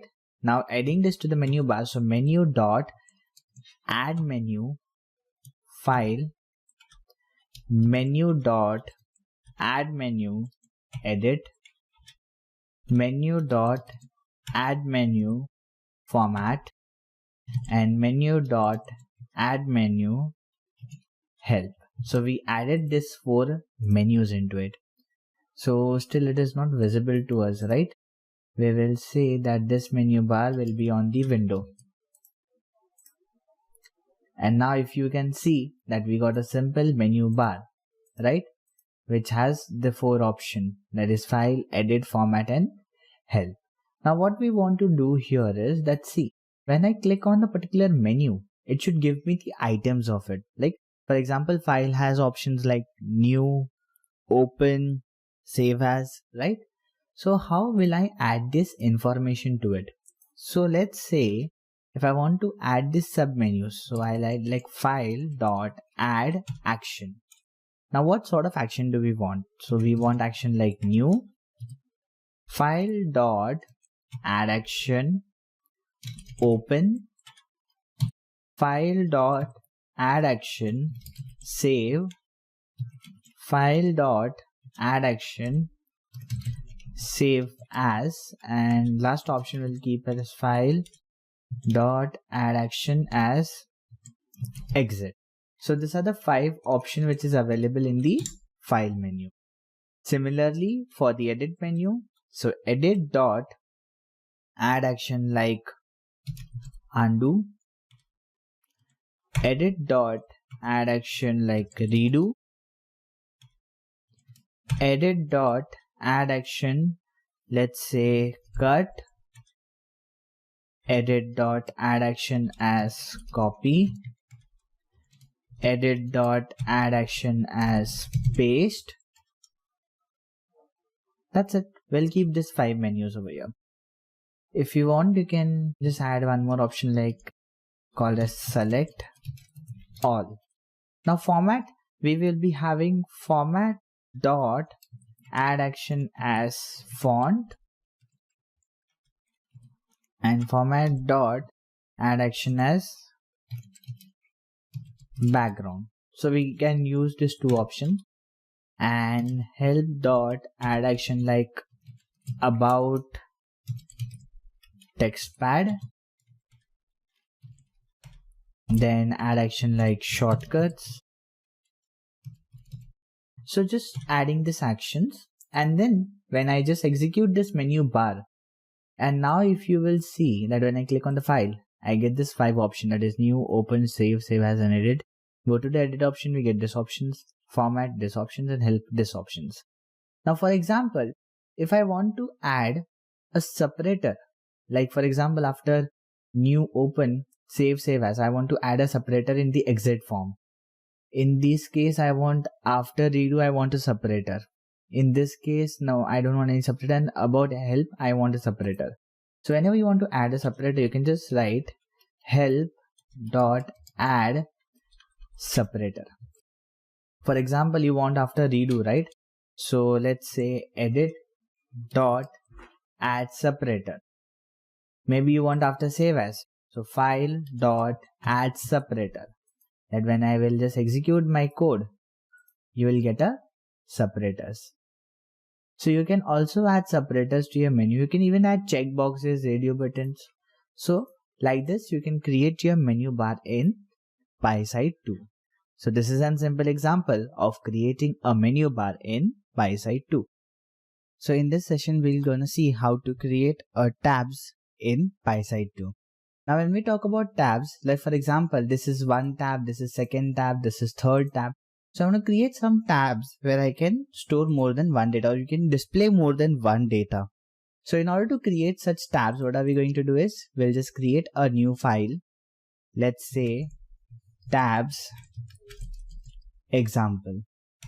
Now again, I will be using the concept of classes and objects. So we will have both ideas of using the data with classes and objects and using the data with structure-oriented programming. So I am importing the Qt widgets, and I also want to import system. Now class tab example, which has Q main window, where I'll define init function. Self is there, but I am adding one more element which is called as parent is equal to none. Over here you'll call the super. So super is tab example, self dot calling the init parameter of self of parent. Now what we want to do over here is self dot set window title. Let's say different tabs example. Now in order to create a tab, so just we have set it the title, we have given just the basic information right now. Now in order to create our tab, what are we going to do over here is tab is equal to q tab. Now if you see, you have option called as tab widget. So this tab widget will be working for your creating more than tabs. Now let's say if I want to create in my first tab, I want to create a button. So let's say I'm adding a button is equal to q push button, and I'll name it as tab 1. That's the first tab. And we will say for the second tab, I'm taking a text box. So text is equal to q text edit. In this text edit, I'll give the text holder. So text dot set placeholder text as tab 2. So we have two tabs. In the first tab, I am creating a button, and in the second tab, I am creating a text. Now, how will I create this? So tab dot, you can see you have an option called as add tab, where I'll say I want to add button, and this is my tab 1. You can give the title. So tab 1 title. Then tab dot add tab. Let's say we want to make text. So text and tab 2 title. So I'm just allowing a title right now, nothing else than that. And then I want this data to be in the center format. So suppose if I execute this code right now, maybe using app is equal to q application system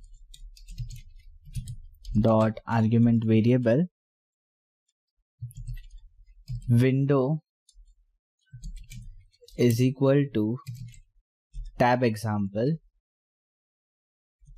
window dot show and app dot execution and then system dot exit. So suppose if I execute this code right now, so you can see it is giving me an error, and error is what it is giving me right now. Let's read the error. Showing me window tab example self window icon different tabs example. So now if we execute this code, and you can see, but is any tabs visible to me? The tab 1, tab 2, no, is it not visible, right? So what are we going to do here now is, in order to get our tabs visible, we'll say self dot show. Now if I click on the show, still we cannot see our tabs, right? So in order to get our tabs visible still, self dot set central widget, and our central widget is tab. Now if I execute this code, you can see the tab is aligned, and this is the tab 1 and this is the tab 2. So you get two different tabs. So similarly, you want to create more tabs, you can create more tabs also. So maybe like if you want to create a tab 3, so let's say what element I wanted to add in the tab 3. Maybe I wanted to create a checkbox, or we have a checkbox, right? So let's say I am telling this checkbox. Maybe we can take the whole elements as well, or maybe anything, or maybe we can take the combo box or anything which we will feel over there. So I'm just taking a simple combo box right now, and I am adding this combo box here, and let's say tab 3. So tab dot add tab as state, that's the combo box hour, right? And we will say that's the tab 3 title, and we're gonna create this. Okay, remove this combo box from here. We'll add self. Let's run this, and you can see the third element is giving me a combo box now. So as many as tabs you can create and you can display them. So this is a simple example to create different tabs in your PySide 2. So in this example, we'll see how to create tree view in PySide 2. So basically when we talk about a tree view, we always know that it's connected to a nodes, right? So let's say if we say tree view example in PySide 2. So I'm just creating a simple file. Now, again, the basic things, the first thing I'll be importing the system, then from PySide 2 dot Qt widgets import all, and one more thing, from PySide 2 dot Qt GUI. That means I'm using the graphical user interfaces. Now let's say we'll create a class, and let's say the class name I'm keeping as tree demo or tree example, whatever you want to keep the name of the class, which indicates Q widget. Now over here, suppose let's say if I'm creating a tree view for, let's say we create an inbox. So for example, in inbox we can see from subject line and the date. Suppose let's say I want to make 4 elements of it. So I'm using 4 over here. Now defining init parameters of self, where I'll say super dot init, then self dot, let's say window title, and let's say tree view example, self dot left 10, self dot, that means I'm aligning the data. Like you can align the data by using this, or maybe by using set geometry, right? So we'll use geometry, and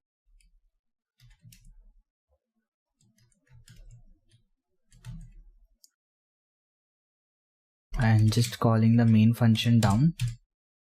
App is equal to Q application of system argument variable, then window is equal to tree demo, window dot show app dot execution, and system dot exit, call self dot show. So it is telling you too few arguments are unpacked over here. Okay, let's hide this data for right now.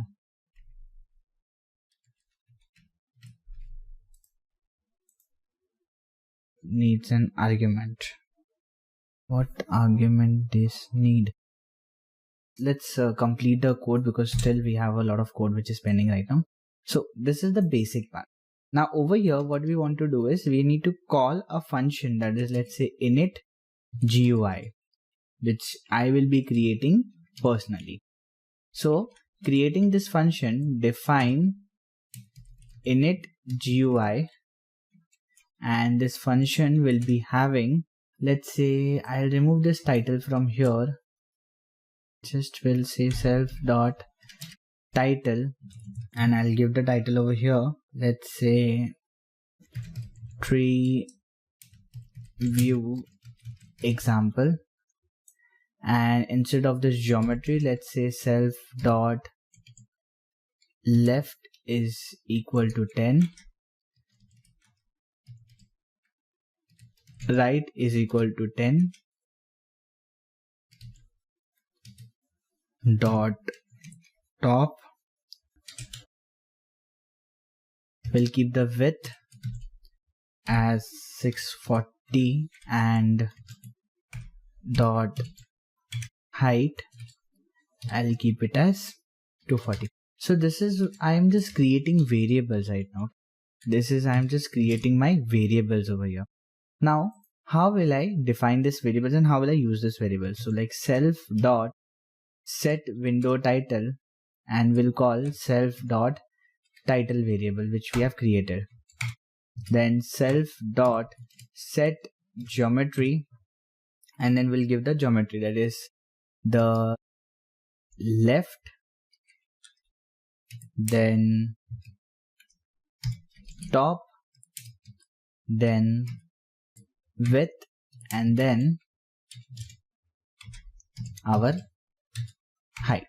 So these are the 4 parameters which we want to give.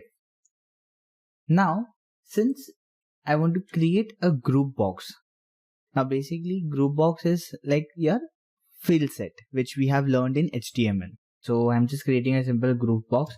So self dot group, or maybe like let's name it as data group box is equal to q group box, and in this I'll be just writing like an inbox. Then in order to create our tree view, self dot data view is equal to q tree view. We'll call the tree view over here. Now self dot data view dot set root is decorated. So our root is decorated, false or true. So we have mentioned over here as false. That means the root is not been decorated. And self dot data view dot set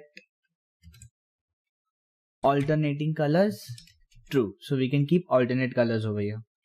Now in order to show the data, so data layout, that means our layout of the data, is equal to QH box layout. So I'm using a box layout right now. We're gonna again talk about this a little later, but for right now we are just creating a box layout. Then data layout dot add widget, and what we want to add is data view because we want to view our data over there. Then data group box dot set layout will be our data layout. That means whatever data layout will be having will be considered in this group box. Now consider an example that, see, we have took our window title, we have took the geometry, and we have created a group. That means our fill set. In this fill set, I wanted a Q tree view which will be visible the data, and in order to set this data, I have created a box layout. In this box layout, I have added the data view, that's a tree view, and this data view will be covered with our group box. That means our fill set. Now after this, we need to set the data. To set the data, we'll use modal is equal to self dot create mail modal, and over here modal.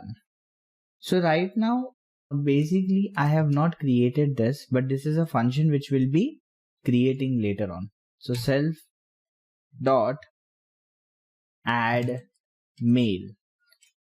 So adding the mail to modal, let's say mail ID is tracy@abc.com. Then your message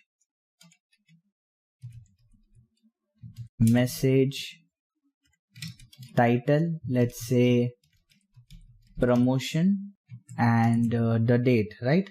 So let's say we'll mention right now 03/25/2020, and timing, let's say 2:05 p.m. So I'm just mentioning some data right now. So similarly, I'll be adding 2 or 4 datas because we have 4 modals, right? At the start, we have told that we will be having 4 different modals with us. See, over here, when we said that date, subject, 4 range, right? I can store 4 amount of data into this. So all these 4 datas which I have created now is now stored in modal. I can just change the name, like for example, instead of Tracy, we'll make it as John. We'll make it as Victor, and let's make this as Jason. So let's say we'll keep the remaining part as same because I'm not changing this part. Now over here, after adding all this data, we'll say main layout, that's the main data, is equal to QV box layout. So when I talk about QH, that's horizontal box layout, and QV, that's a vertical box layout. Now in this segment, let's say main layout dot add widget, and what we want to add is self dot data group box. That means data group box is having the data view and data view is having all the elements. So we are adding all together in one. And self dot set layout as main layout. That means whenever we execute the code, we should get to see the main layout. And self dot show. So the main layout will be visible to us. Now consider that this function which we have written over here, create mail modal, we need to create this. So define create mail modal, and in this mail modal we'll be having element of parent. Now over here what we'll say is model is equal to q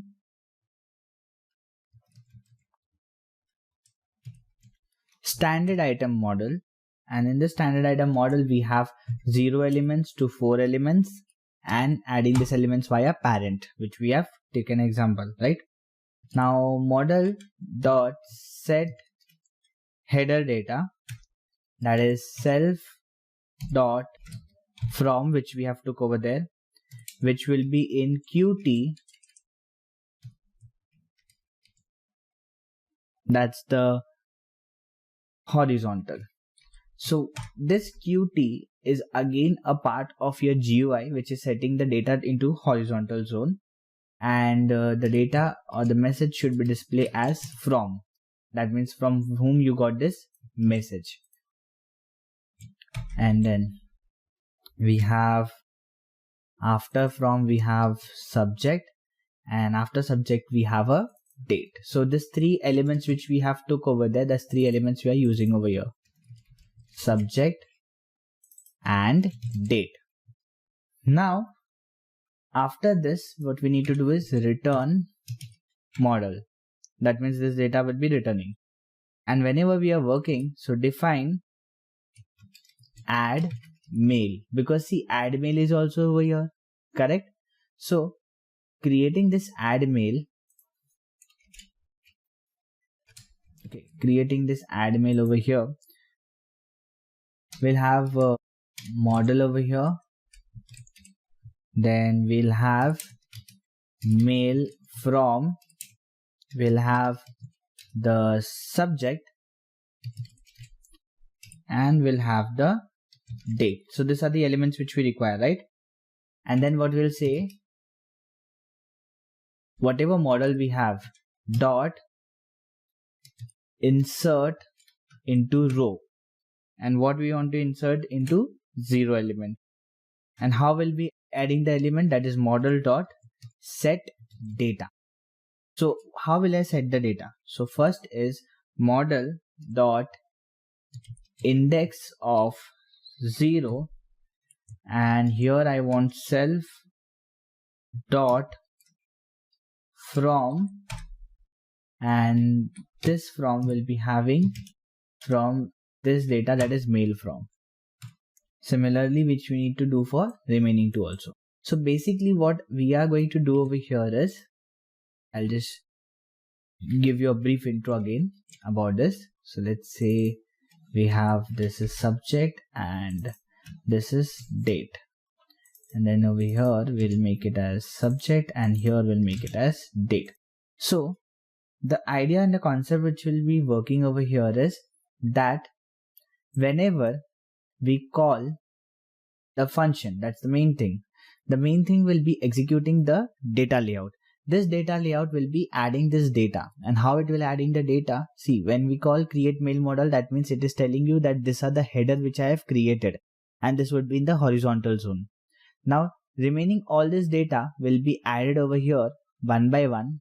When we click on add mail, so all this data goes over here, and based on this the data will be stored and inserted into a row. So this is the header, that's the column, and this is your row, that is your simple basic row. So we got a message over here that's 2 expected 3. Let's make it 3 only then, the range of 3. And now let's execute this code. We get an init arguments need an object. It's asking for the basic. If you just need to mention over here super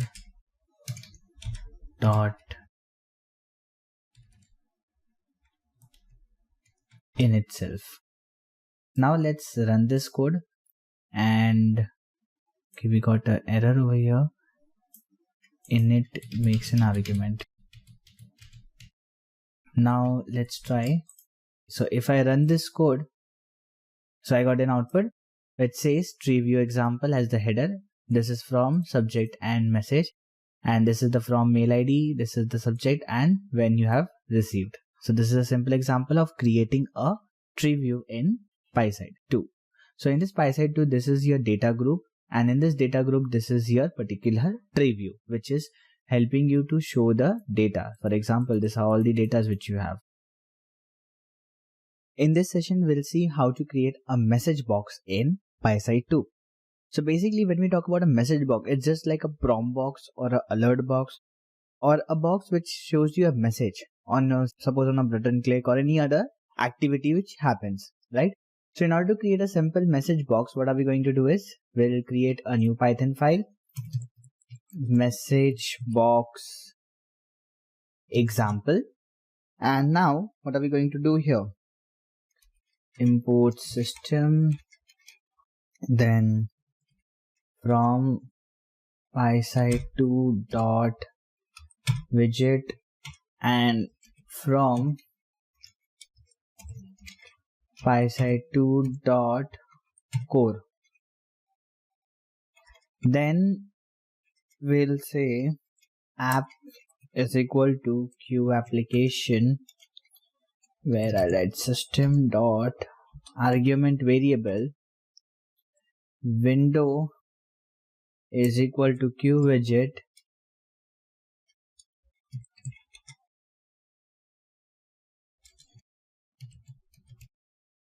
then window dot set window title, message box example, window dot show system dot exit app dot execution. So we have just took the basics of our code first. Now what are we going to do here? We'll create a button. Let's say I'm creating a button is equal to Q push button and adding this to the window, then button dot set text click to get notified. We'll just give a simple message. Let's say button dot set geometry Q rectangle, and we'll set the coordinates accordingly, like 130, 80, 100 and 30. And now what are we going to do here? After this, button dot clicked dot connect, and what we need to connect is, let's say, show message function, and we'll define this function over here. Define show message. This is the function which we are defining. In this, we'll say msg box message box is equal to q message box. Then we'll say message box dot set text. This is an example of message box in PySide 2, and then we'll say message box dot show. So let's say if I execute this code, and now if I click on this button, you can see I am getting a simple message box. But the thing is that it is showing, right? So what I'll do is exec. I'll say it to execute. Now if I run this and I click over here, we got a message box. This says that this is an example of PySide 2, and when we click OK, it gets turned off. Let's say if you want to also set title, so we can say set window title hello, and now if I run this, so we got a title set over here. So this is an example of creating message box in PySide 2. So we'll see what are the different layouts which are required over here. Now basically we have seen a lot of times that we are using layouts in our frame, right? So basically what does layout makes difference in our frame, right? So consider an example like when I was creating my first application where I have used without an layout. So at that time I was setting all the data by my end. That means I was using the geometry and then I was setting the data. I was doing a fixed layout. But whenever I create some data, for example, let's say I'm creating a Python file, let's say layout example. Now we have two examples. One example which I have created a single line text box via this way. So what I have done over here is that I have just used the layout from my end, that is geometry I have set from my end. But in the case of layout, when I have a layout with me, what will happen? I do not need to set this geometry, or I do not need to manually configure them. So let's say import system. I'll just import from PySide 2.widgets. Let's say import all, and maybe we'll just create a class, and I'll take the class name as layout. So whenever we are working with the layout, we need a class also. You can take Q dialog, Q, whichever you are comfortable with. So I'm taking a Q dialog right now. Now define init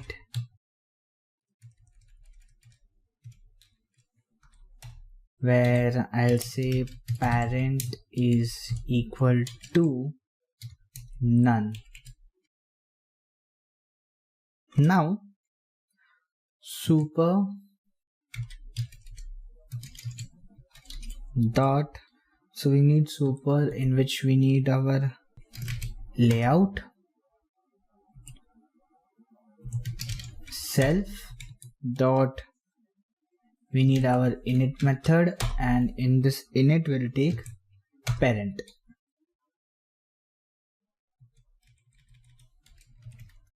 Now an example that I'm just creating a simple line text. So self dot, let's say edit is equal to q line edit, and we'll say name here, and then I'll just say layout is equal to q v layout box. That v layout, that means a vertical, and h if you're creating then horizontal. So it's up to you which layout you want to use. Layout dot add widget, and I'll just say I need to add self dot edit, and we'll say self dot set layout as our layout. That's it. And now we'll just call the application. So application is equal to Q applications, the basic thing. So I'll just use the single line text box right now and this thing. Then we'll take system dot argument variable, then window is equal to layout, window dot show, and system dot exit is app dot execution. So let's say if I run this now, you can see how it is being adjusted in our application. But if I run the single line text box over here, take the comparisons. So whenever I have a layout, now see if I'm even scrolling it, it does not fit. That means we have, whenever we took the geometry construction, we take a fixed layout. But whenever we are using the layout features, we are actually trying to create a layout which have relative, or which may be extend or fit according to the size of the window. So that's one benefit which adds while using the layout. So in many examples when I have used the layout, I have used layout just because I wanted to fit that data according to this. Now suppose if I use H box layout instead of V box, so I'll get something like this. It would be again the same, but it would be taking the horizontal way. So horizontal way would be aligned and their vertical way would be aligned. So this two you have to remember in the case of layout, the horizontal and the vertical. And best way of using the layout is that whenever we want the data should fit according to the size of window, we use the layouts. Hello everyone. In this particular session, we are going to create a particular project on PySide 2. So we have learned, understand the concepts of PySide, that what is PySide 2, what are the uses of PySide 2, what are the features of PySide 2, what are the widgets which PySide 2 provides us, right? So now in this session, we're going to create a project on PySide 2. So the project title would be creating a data fetching application. So we're going to create an application which fetch the data and show it or display it in our PySide 2 GUI. Okay, so let's begin with this. So the difficulty level of the project would be at a beginner level. So it's a basic project, it's an easy project for us. And to do this project, you must have the following skill set. So in order to start with this project, we should have the following skill set. That is, you should have the knowledge of PySide 2, you should have the knowledge of Python basics, and you should have the knowledge of Python scripting. So if you know this particular courses, then you can go ahead and carry with the PySide 2 project. But if you are not sure, then you can go and watch the tutorial and then come back to this project. Okay, so let's begin with this. The course objectives. So basically, what are the objectives from this course? That is, participant will be able to create a GUI application using PySide 2. That means from this particular project, you will be able to create your own GUI course in PySide 2. Then perform Python integration with PySide 2. That means we will be integrating Python with PySide 2. File handling in Python, that is how to handle files, and CSV files. So what are the CSV files also? So basically CSV file stands for comma separated value files. Okay, so we're gonna learn, or we're gonna able to implement this all in our project. What will you learn in this project? What are the things which you're gonna learn from this project? You're gonna learn about different widgets in PySide 2. What are different widgets which provides in PySide 2? Then how to read a CSV file. So we will be going to learn how to reading a CSV file. PySide 2 features, the basic features of PySide 2, and GUI in PySide 2. So if we discuss about PySide 2 a little bit, we know that PySide 2 is a GUI tool which is provided by Python over PyQt, which is called as PySide Python Qt files, which is of version 5. Now PySide 2 is provided with the higher version of Python, that is 3.8 or above. Okay, and it is the and it is basically an advanced version or upgraded version of PySide. Okay, PySide 2 does not only provide you the Qt features, the core features, the basic features, but also provides you more than that of it. It provides you 3D applications and 3D services with it. Okay, so we're gonna see all these features in this particular project. Are there any project requirements or prerequisites? Yes, to start any project, you should have following requirements and prerequisites available with you, right? So the basics requirement, that is, you should have the knowledge of PySide 2, knowledge of Python basics and Python scripting, and PyCharm installed in your system. So basically you should know how the basic knowledge of PySide 2, and you should install your PySide 2 in your system as well as in your PyCharm, knowledge of Python basics and Python scripting. Okay, so you should have the knowledge of Python basics and Python scripting in order to start with this project. Who are the target students, or who are the students who are eligible for this particular project? So any participant who work as a Python developer, so any participant who's working as a Python developer, want to grow career as a PySide developer, you can avail this. Okay, you can understand this course. Then participant who wants to opt for career as GUI developer. So basic, any participant want to opt career as a GUI developer, and participant who wants to opt career as PySide developer or PySide 2 developer. Okay, now PySide 2 course content. So basically, what are the contents which you're gonna see in this project? We're gonna see about PySide 2 widgets, PyCharm with PySide 2, and reading CSV file. Okay, so let's start with this project. In order to start with the project, we require a basic case study or a basic thing to understand about the project, right? So let's consider an example right now, what we can do. Let's say, so this take a case study right now, that is, Rice Private Limited wants to retrieve all the data of the customer in an GUI application from CSV file. Create a GUI application using PySide 2. So basically, a company named as Rice Private Limited wants to retrieve all the data from the customers in an GUI application using a CSV file, and we need to create a GUI application using PySide 2. So what are the following scenarios which will be covered at this part of case study? Reading CSV file, creating Q tables in PySide 2, and displaying data from CSV to table in PySide 2. So we're going to learn about Q table view, and we're going to display this data into Q table view. Okay, so let's start with the project now. So in order to start with the project, the very first thing which we'll be doing is we'll open our PyCharm.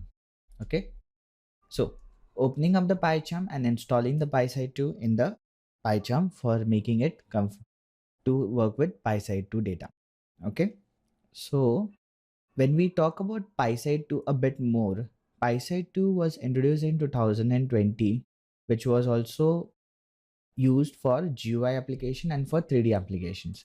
Now, consider that if I create a new project, we'll go to File. Okay, for creating any new project, we'll go to File. Okay, here we go. We'll go to File, we'll go to New Project. From here, we have a pure Python project. Let's say our project name is Rice Private Limited, and we'll check the interpreters, and also we have virtual environment which is connected with Python exe, and just click on create to a new window. So here we go, we got our new project which is created. We can close the previous project if we want to.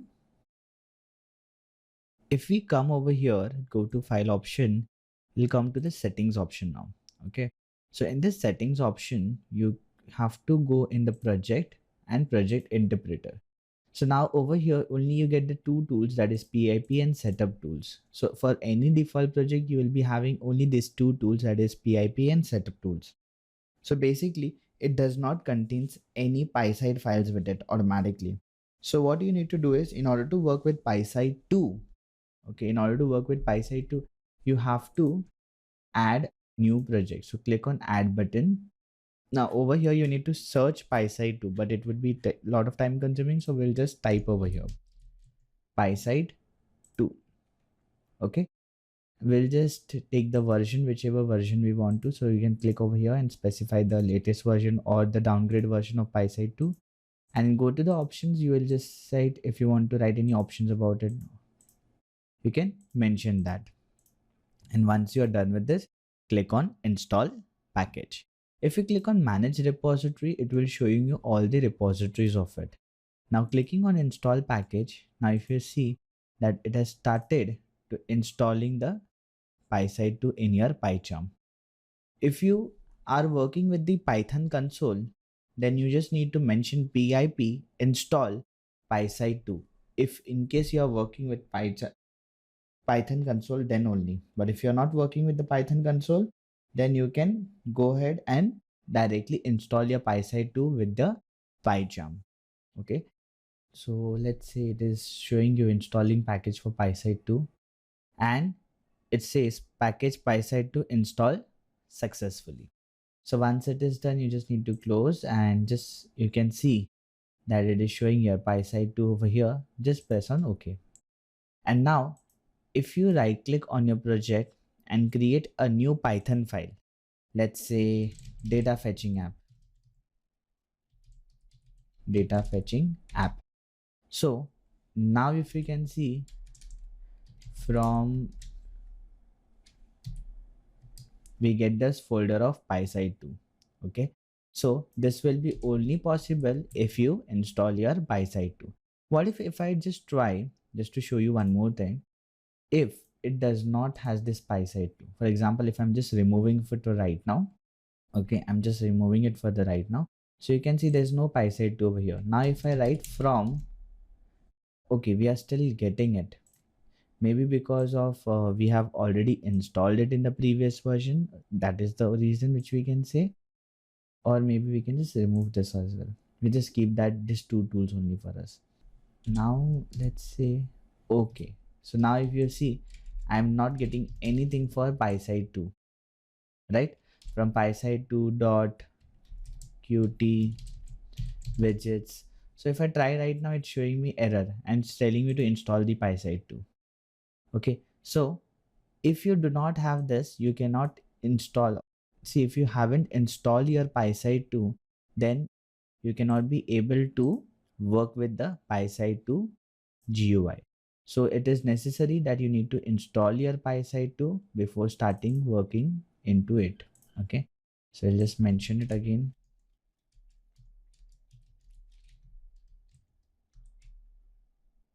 Just click and install this.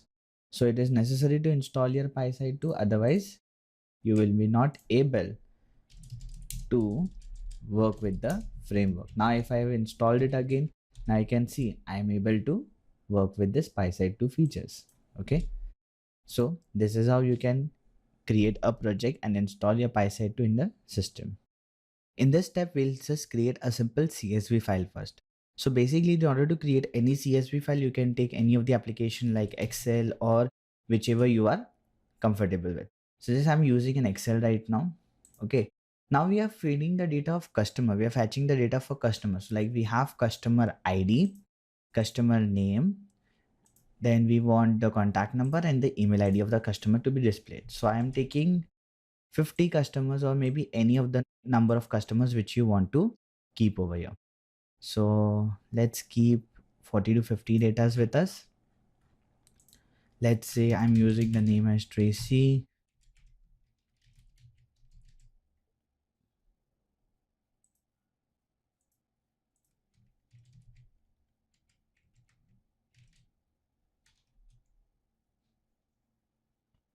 Okay, so I'm just writing some of the basic information or data whichever I want to write or mention right now. Victor.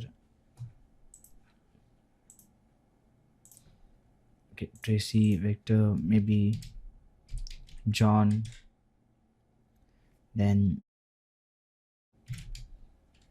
Max. Then we have, okay, we'll take few names. I'm just taking few names right now. Let's say contact number. Then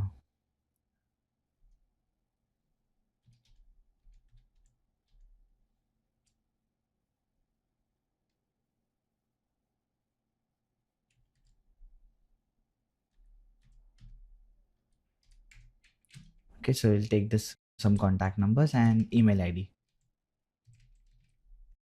at abc.com at abc. Okay, so like this you have to create some data with you. Okay, so I'll be just preparing this whole sheet. Maybe I'll just like keep right now 20 datas. We'll not keep more than that. We'll just keep a 20 set of data. Okay, so I'll just filling this information right now. Okay, so this is some of our data which we want to. Now what you have to do is you need to save this data. So remember one thing, while you are saving this data, save it in the system where you are having your project. So maybe my project is in C drive, so I'll be saving it in C drive. Okay, but if your project is somewhere else, you can save it on your project data. Otherwise you won't be able to retrieve the data easily. Okay, so let's say we have Rice Private Limited, and over here naming it as customer.csv.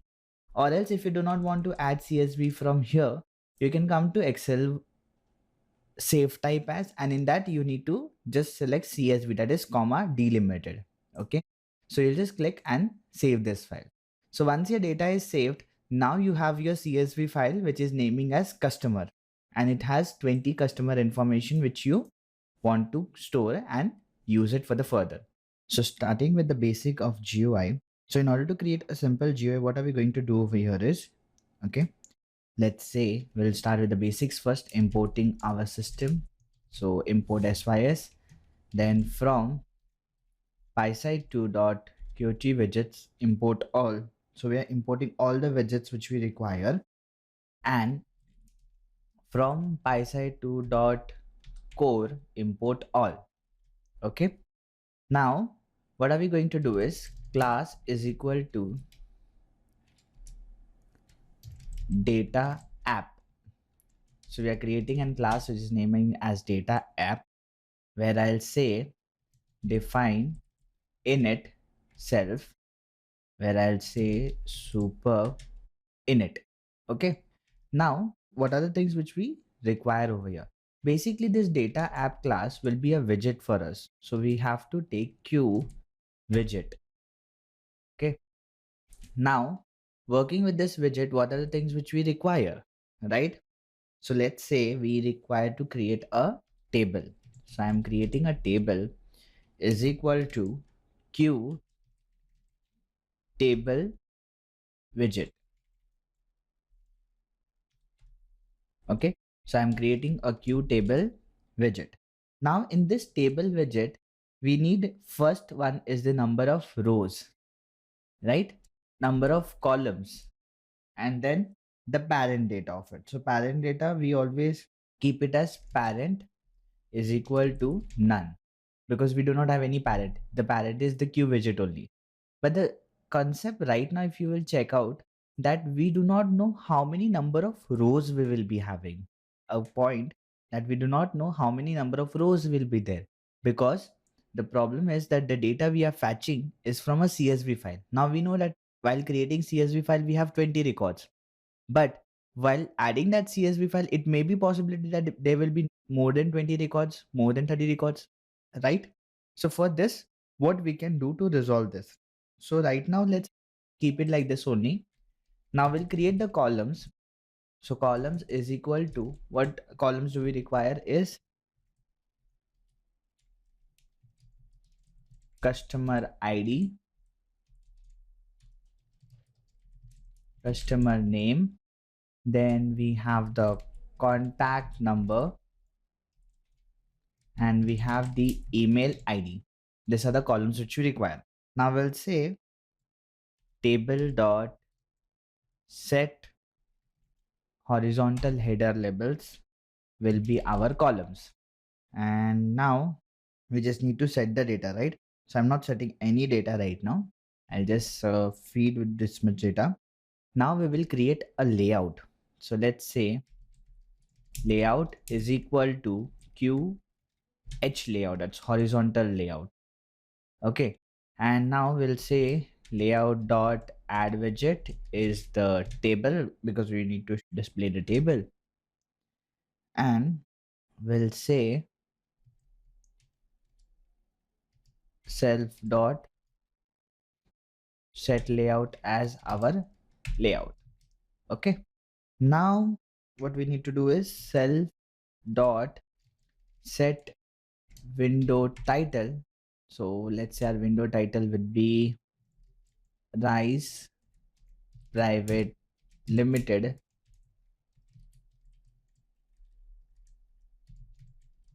Customer Records. And we can say self dot show. Okay. So this is the thing which we require now. Now we'll just create app is equal to Q application, where I'll mention system dot argument variable window is equal to data app. So our Q widget will automatically work with this. And then system dot exit is app dot execution. Let's see if I run this data. Yes. So we got a basic thing where I can see customer ID, customer name, contact number, and email ID. And I get these three particular columns with it, right? That's customer ID, name, and value. Apart from this, we are not getting anything else. So right now, we are getting only these three columns because we have mentioned this three particular columns in it. Okay. You want to add some labels, you can add some labels like show customer, showing customer records and anything like that. So let's see if I tell label is equal to Q label, where I'll mention customer info, and adding this also before the table. So layout dot add widget as label. And now if I run this code, so we get horizontal data. Since we have kept it in horizontal way, so it is showing me like this.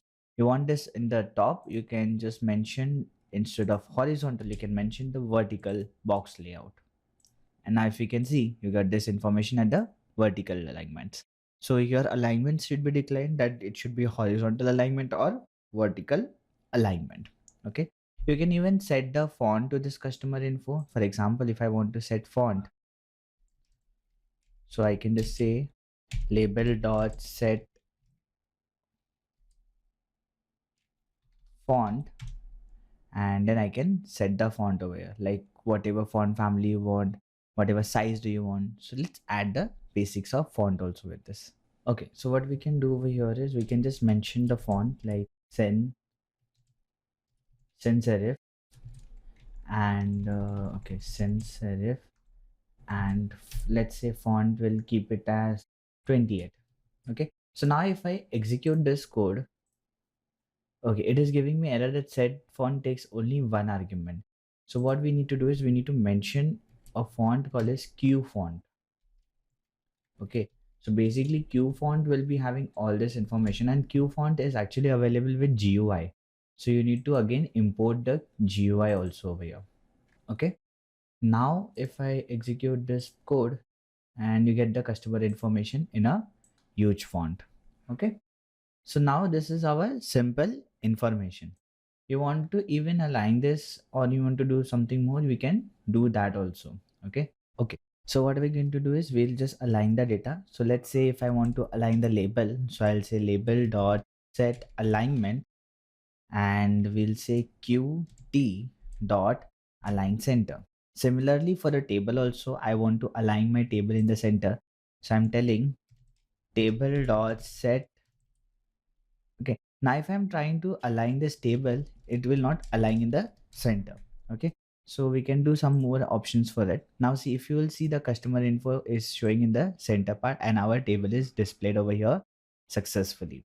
Okay, so this was a simple GUI which we want to create for our application. So we'll create two different functions now. The function one will be counting the number of rows for us. Okay. So what I want to do is, for the first time I need to count the number of rows. So I am just doing one thing. I'm creating a function name as define row count. So I have a function name as row count, which will be counting the number of rows for me. So how will I count this data? So first thing which you need to do is, whenever we are working with the CSV files, you need to import CSV. When you import the CSV, then only you are able to work with the CSV files. So let's say I'm telling file name is equal to, remember what file name do we have given to us? Customer.csv, right? So that's the file name which you want to see. And you can see the file over here also, because we have saved it in our project itself. Now we'll just mention fields is equal to and rows is equal to blank. Okay. Now we'll open the file. So with open, and what we need to open is the file name which we have, and in the mode of reading, that's the R, as F for the file. Now what we want to do is data is equal to CSV dot reader, so we can read the files. And from where we'll be reading the file? From the F which we have mentioned above. Now fields is equal to data dot line number. How many lines do we have? And now what you want to do is for row in data, we need to count the rows, right? So we just will say rows dot append. So from this we will get the total data which we want to print, right? So let's say we'll, after finishing the loop, we'll just return data dot line number. So this particular thing will be returning me the number of rows. Or also we want to see that is it returning proper or not. So for one thing which I'll make sure, I'll just print for right now, and we'll say data dot line number. And now since we are creating this table widget, right? So we'll say total row is equal to, we'll call the function of row count. Okay, so we just need to define this over here so we can access this row count over here. Okay, it is giving me an error. Yeah, fine. Now what we can do is, instead of this 3, we'll write total row over here. And now if I execute this code, okay, we might get an error.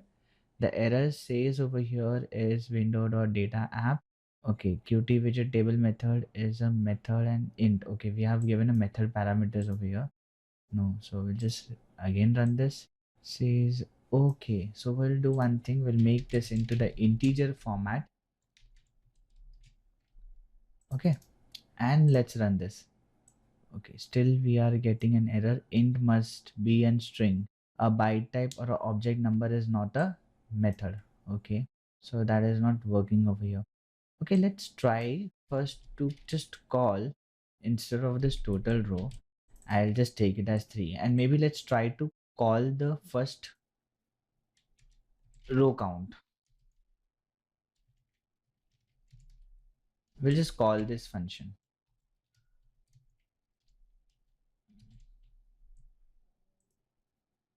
and let's run this. Okay, it is giving me error. Append takes exactly one argument with it. Okay, so we are getting an error over here that says append is taking one data with it. So append takes a one data of row. And now let's run this. Yes, we got this option over here, and yes, we are getting 20 also over here, right? That means this is working with us. So now we'll say total, or let's say row is equal to integer, and let's make it into an integer format, and let's use this row inside over here.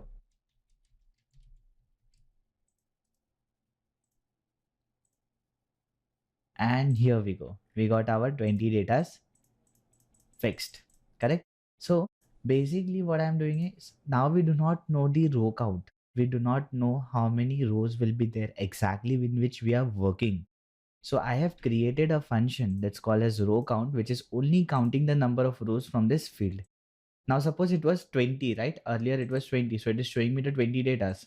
But if I just remove this 2 right now from here, okay, I'm just removing this 2 data from here and I save it.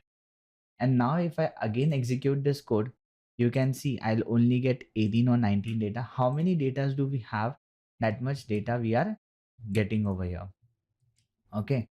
So that's the major benefit of counting the rows, because we do not know how many rows will be there, and according to it, how many data has to be printed. Okay. So we have done the counting of rows by this define function. So in this step, we're going to read our CSV file and print them in our table. Okay. So over here, once we are done with this particular statement, right, with the number of rows and number of columns, here we're going to read our CSV file. Okay. So how are we going to read our CSV file? The first thing which we want to do over here is, we have already imported the CSV, so we do not need to import it here. The file name is equal to customer.csv. Okay, so we will open that file. Okay, then fields and rows, then with open file name in the mode of reading as f, that's the file, or you can take anything which you want to take. Data is equal to csv dot reader, and we need to read the file. Fields is equal to data dot line number, then for row in rows, and for column in our row. That means you're just first telling that how many number of rows are there, and then from that number of columns. Now this column will be having the data, right? So basically, how can I set the numbers? Because here I'm using this loop, right? I'm using a loop over here. So it is only having the row and only having the column. And we can say whenever this loop is there, r is equal to 0. Let's do one thing. Let's make r which is equal to 0 and c which is equal to 0. So row index of 0 and column index of 0. Now whenever we are fetching the data, so we just need to say the table index, right? So this is r and this is c for the row and column. Now over here, whenever we come here, we will say that you need to do something, that is table dot set item. Now in this item, it says that you have to give the number of row, the column, so 0 and 0, and I have to print the data. So if I directly print the data, will be not happen. So what we have to take is, we see it is also telling you that item should be in Q table widget item. So we need to call Q table widget item, and in this we will call our COL, which has the data for us. Okay, then we'll make C is equal to C plus 1. And once you're out of this loop, that means you are in the row loop, r will make again c is equal to 0 and r is equal to r plus 1. So how does this loop will execute? See, row will have the row data, column will have the column data. Now both are 0. So 0, 0, then comes to 1, then 0, 1, then comes to 2, 0, 2, then comes to 3, 0, 3. Then it goes again here. So C becomes 0 and R becomes 1. So 1, 0, 1, 1, 1, 2, and 1, 3. Like this, it will print me the datas. Okay. Let's see if this particular thing does works or not for us. Okay, so we are unable to get the datas over here, right? Okay, let's see if there is any error which is given to us. No, we are not given any errors. Let's say if over here, let's try to first print col. Okay, so it is not printing any data for us. That means this particular data is not being able to read for us. So that's the reason why we are not getting the data to be printed over here. Okay, let's remove this part first, and let's remove this. Let's remove this whole thing. Okay, let's remove this also, and let's run this again. So no, the data is still not printed for us. Okay, let's see why we are not getting any data printed over here. Okay, so okay, let's do one thing.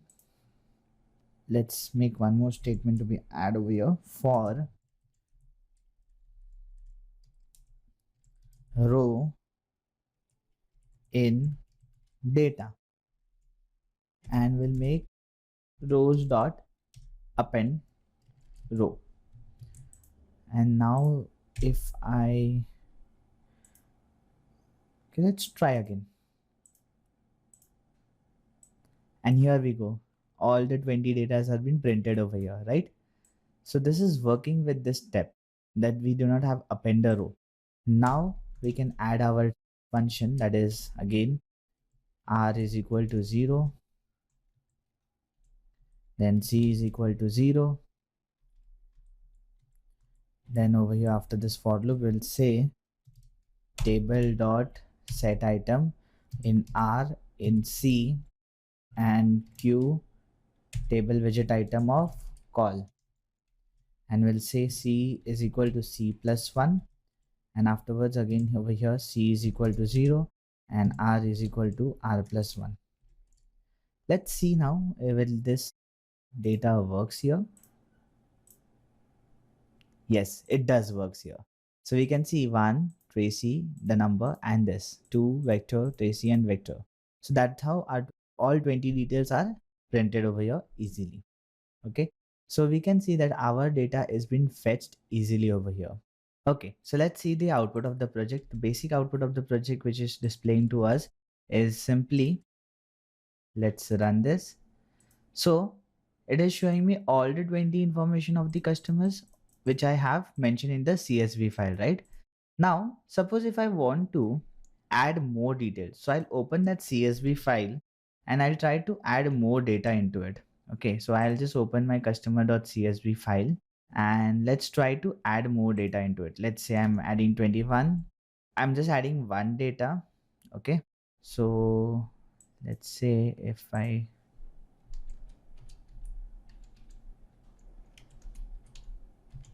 add one number, and let's say I add a person name as Peter.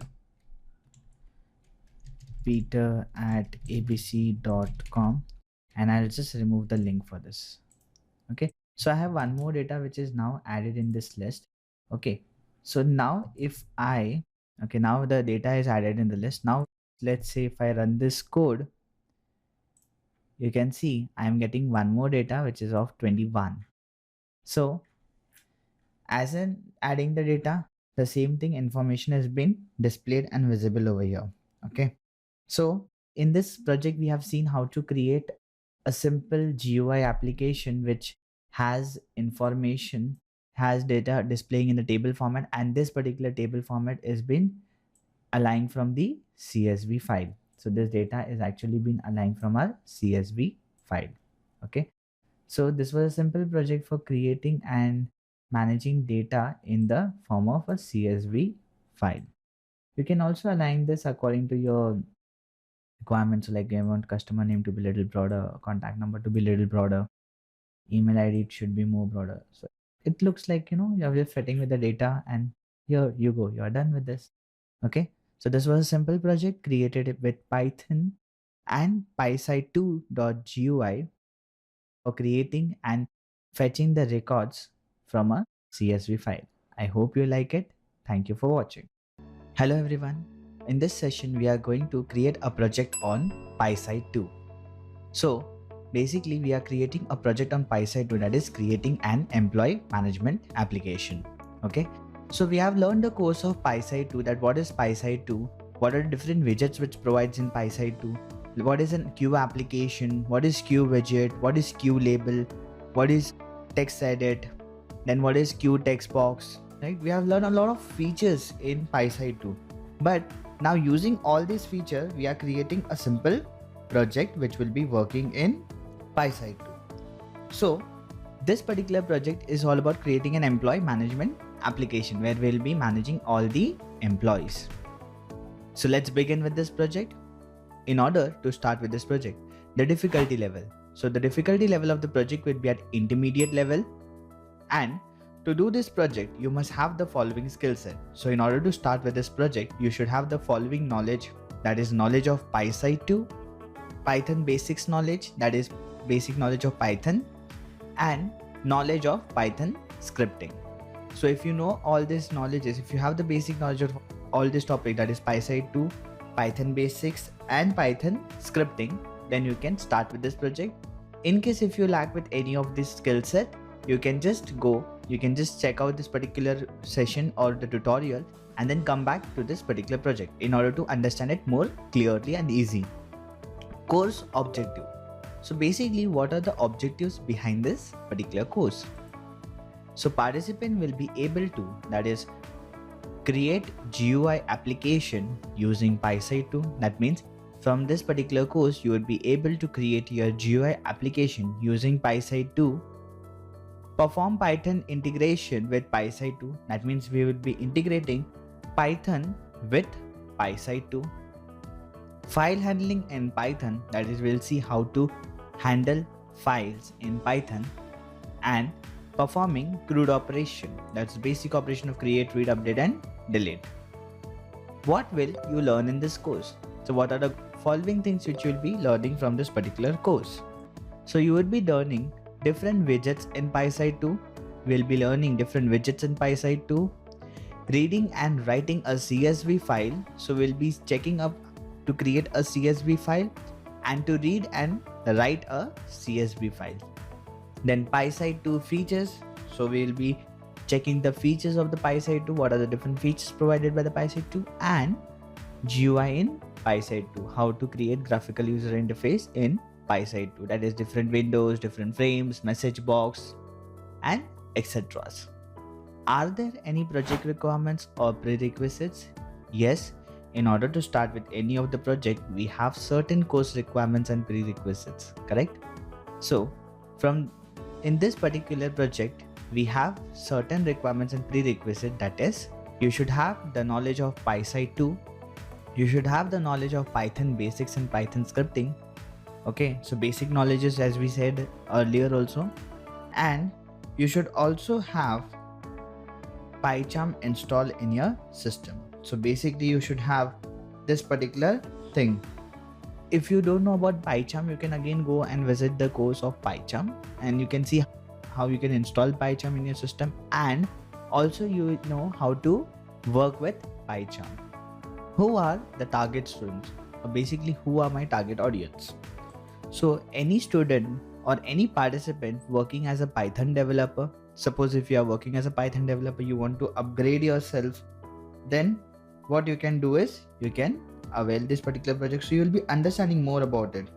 Then participant who wants to opt career as a GUI developer, any participant who wish to become a GUI developer or anything, then you can again opt for this particular course or this particular project. And any participants who want to opt for a career as a PySide 2 developer. So basically, there are a lot of GUI development. There is Java GUI, there is PySide 2 development, and there is Python GUI development. So which sector do you want to go? So basic, if you want to specify yourself with PySide 2, you can also specify them. PySide 2 course contents. So basically this particular project will have certain contents, and these contents are as follows. That is PySide 2 widgets, PyCharm with PySide, performing a CRUD operation. So in order to start with any of the project, we take a particular case study, or we take a problem scenario or problem statement. So let's assume a simple case study now. ABC Private Limited wants to create an GUI application which perform crude operation on employee. Create a GUI application using PySide 2. So basically, ABC Private Limited company wants to create an GUI application which can perform crude operation. That is, we can just create an employee, delete an employee, maybe we can update an employee. So we can just perform a basic operations onto it. So from this particular case study, what are the following scenarios which will be covered as the part of the case study? So these are the following scenarios which will be covered as the part of your case studies. The first, reading a CSV file. Second, writing CSV files.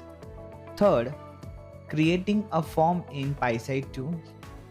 Fourth, storing data into CSV file. Fifth, creating table in PySide 2. And sixth, data displaying from CSV to table in PySide 2. So these are the particular elements which we are going to learn in this particular case study. Okay. Let's start with the project now. So in this step, we'll just see how to create a new project and how to install PySide 2 with our project, or integrate PySide 2 with our project. So basically we require a basic tool, that is PyCharm. So basically PyCharm is an IDE for Python development, which can be used for developing applications easily, because any IDE, that is integration development environment, gives you a lot of idea, or maybe a lot of knowledge, or maybe a lot of hints which can be easier to write a code.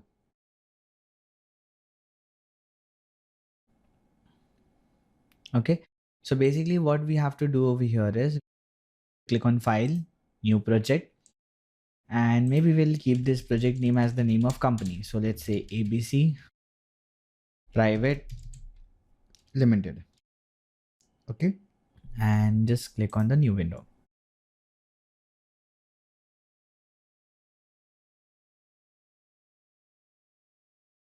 After finishing and creating a project, and what we are going to do is we'll install PySide 2 over here. So in order to install our PySide 2, we'll just go to file and settings. Okay. Now in this settings, we'll just go to the project and project interpreter. And by clicking on add, we'll just install PySide 2 in our system. Okay, so it is taking a bit time to install on your application. Once it is installed, you can work with all the application or all the data which is there in the PySide 2. Okay, so okay, it's still installing, and here the PySide 2 is installed successfully. So if you will see now, we have PySide 2 and there's one more application which is with the PySide 2.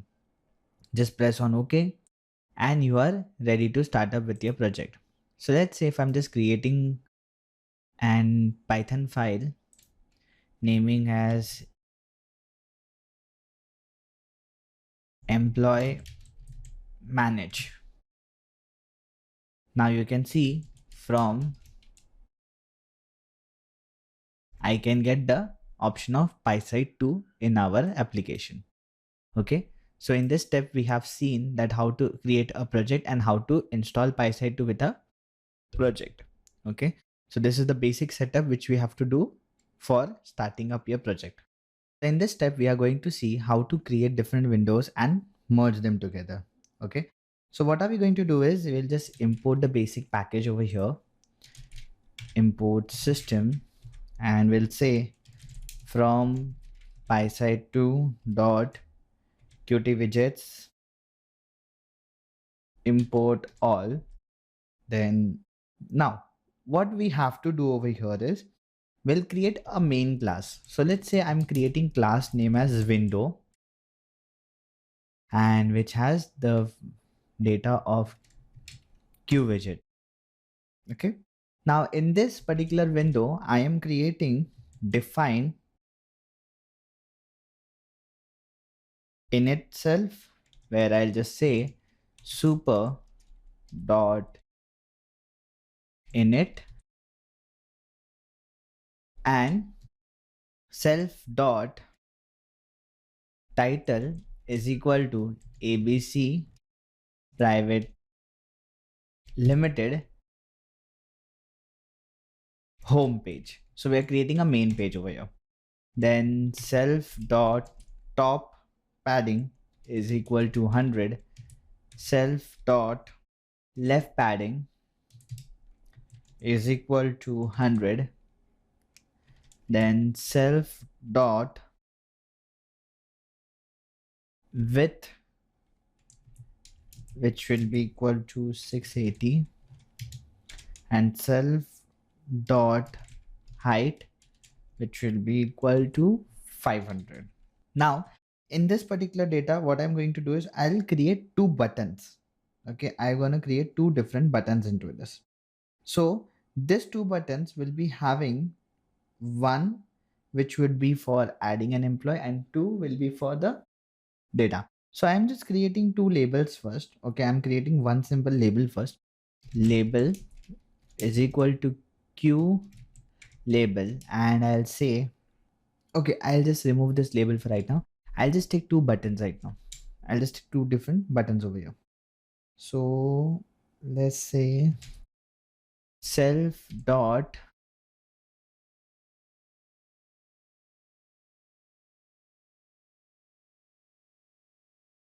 add button is equal to q push button, and in this push button I am just writing add employee,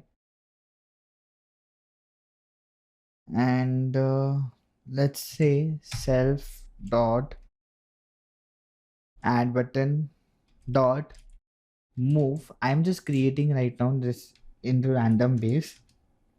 You can then later on fix it. Then again self dot display button is equal to q push button, where I'll say display all employee. Okay, so I am just creating two different buttons. That is for one is for adding the data and one is for displaying the data. You can again move this data. So display button 275 and maybe to 400.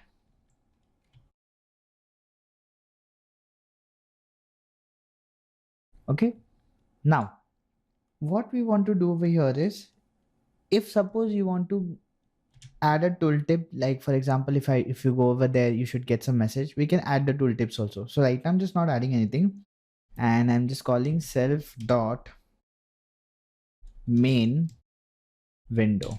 So main window. Okay, now basically this main window will be our function which I'm defining.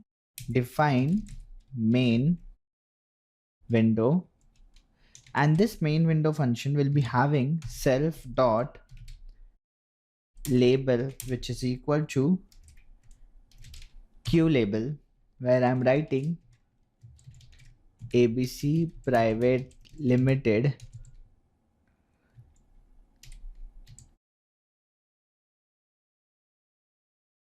and will set self dot label dot move 285, or maybe like we have keep it as 275. So let's say 275 comma 175,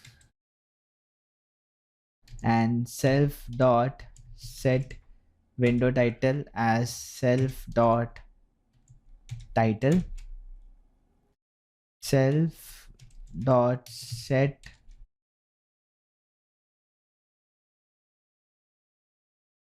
geometry, that self dot top, self dot left, then self dot width, and self dot height. So this is the thing which we needed, and then self dot show. Okay, so this is our defining the new window or the main window. Now coming back over here, we'll just create app is equal to queue application system dot argument variable window is equal to window class, then window dot show, and system dot exit is app dot execution. Okay, now let's say if I run this code.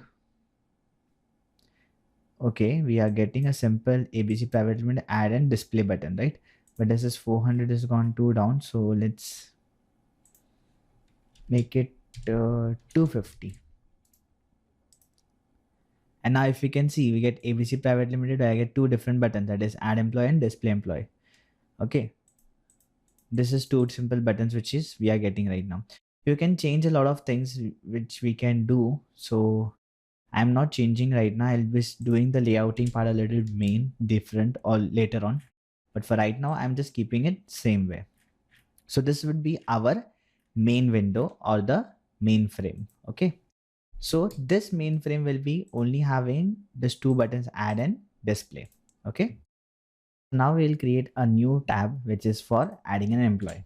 So what we want to do over here is, see, if I click on this button that is add employee, then a new window should open which should prints me the data for adding an employee, correct?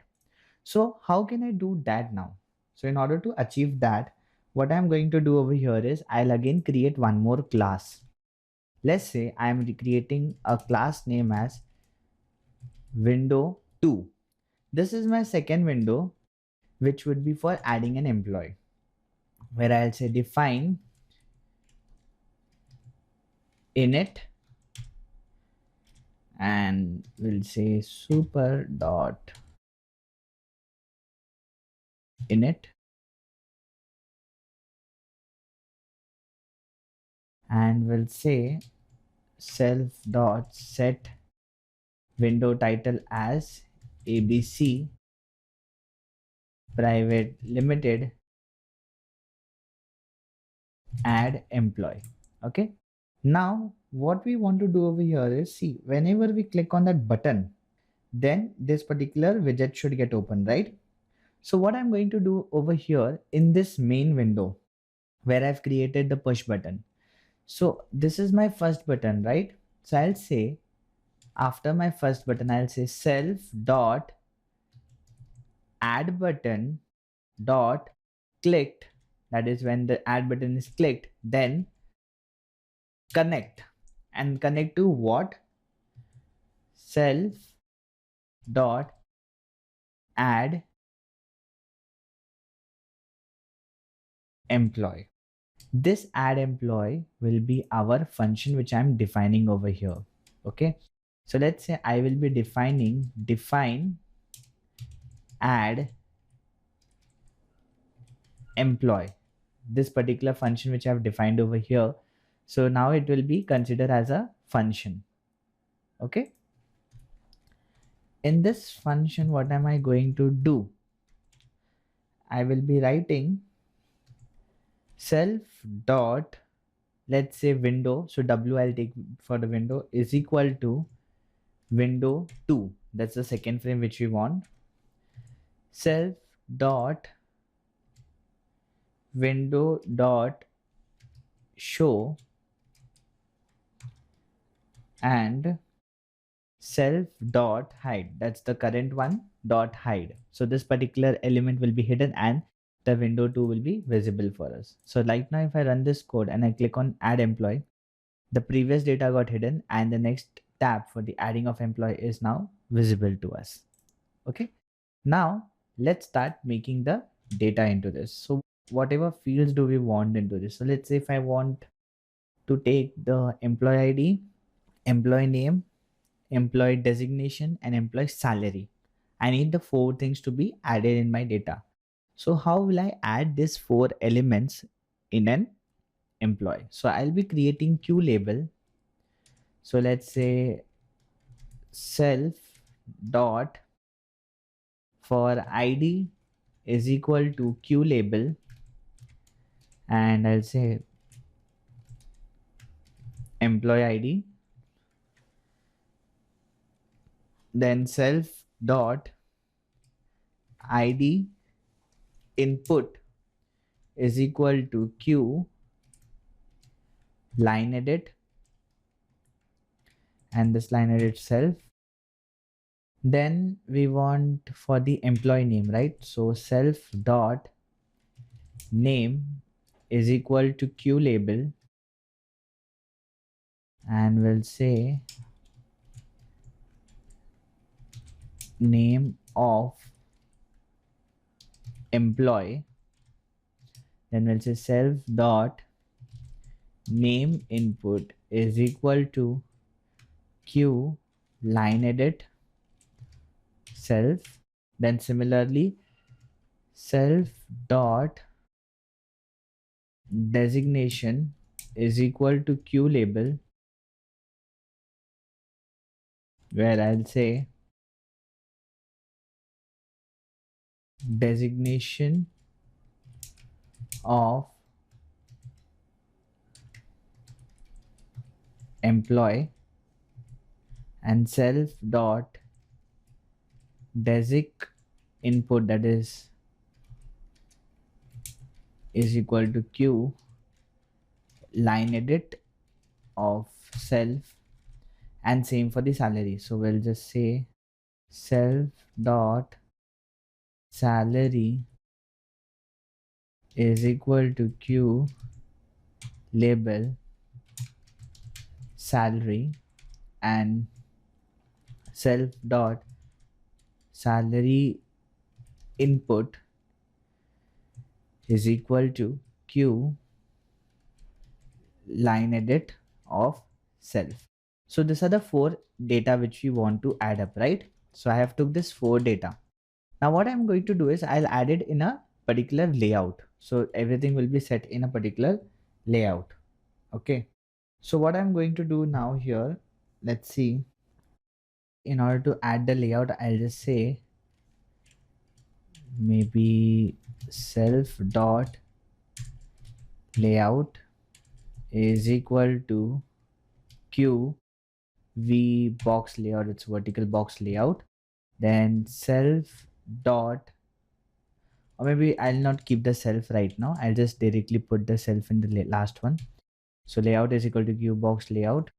Now layout dot add widget, that is self dot id. Then layout dot add widget self dot id input.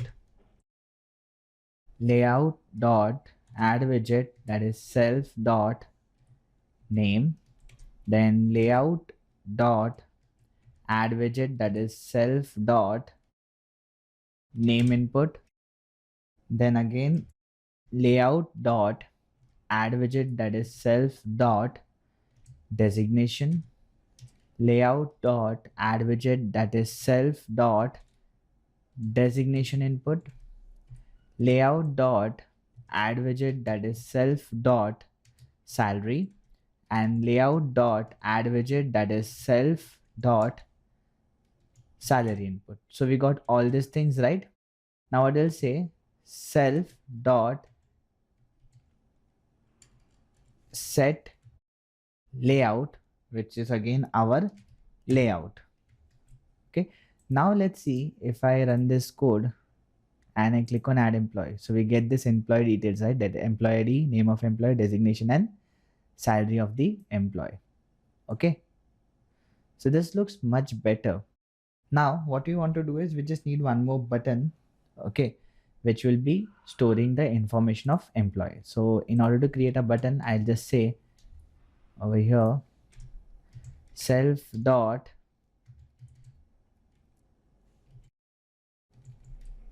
maybe store button is equal to q push button of self, and we'll say, or maybe okay, instead of writing self, we'll say add employee details, and just we'll add this in the layout. So we'll just say layout dot add widget, that is self dot store button. So if I run this code, and you'll see you'll get an add employee button also. So this is an again simple form for creating all the information of employee. Okay. Okay, so in this step, we'll see how to create a GUI for displaying all the employee records. Now, if we have seen right now, we have seen for how to create an add employee, right? By creating a new class and adding that new class. So similarly for displaying all the elements also, I'm creating a class. Let's say I'm naming this class as window 3. Okay. So like how I have window 1, window 2. So this is my third class, which is as window 3. In this class also, I'm again defining init super dot init, and we'll just say self dot set window title as ABC private limited, and let's name it as display employee. Okay, so like how we have for add employees, we have display employees also. Okay, now to add this also, what I'm going to do over here, I'm again creating one more function. Let's say define display employee, and in this function again the same thing which we have done. So self dot w for the window is equal to window 3. So this is for the display employee. Then self dot w dot show, and the current window, that is self dot hide. Okay, so this is what we want to do. And similarly how we have created the buttons now, so display all employee button was here, right? So again here what are we going to do is self dot display button dot clicked, when it is clicked dot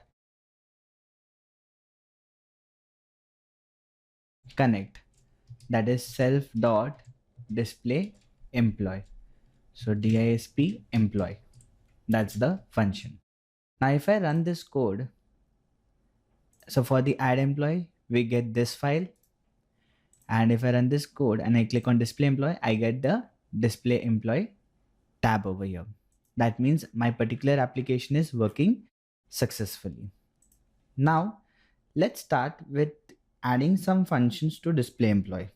So we have already import a lot of data, we'll just use that only. So I'm just creating a label right now.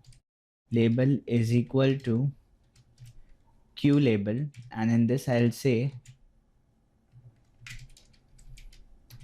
employee records. Then you can also set the font to this, so I can use, that is label dot set font. And in order to set the font, we have a data for a q font, and q font will be available with our GUI. So we need to import PySide 2.qt GUI then. And this we have this q font, where I will take the font as sans serif, and let's say I'm keeping this as 28. The font size is 28. And label dot set alignment, that is qt dot align center. Okay, so I'm just keeping a center alignment for this. So let's see if how does it looks like. Okay, right now I've not done anything, so we'll just do it later on. Now we need to create a table, because I'll be displaying all the data into table. So I'm creating a table is equal to q table widget.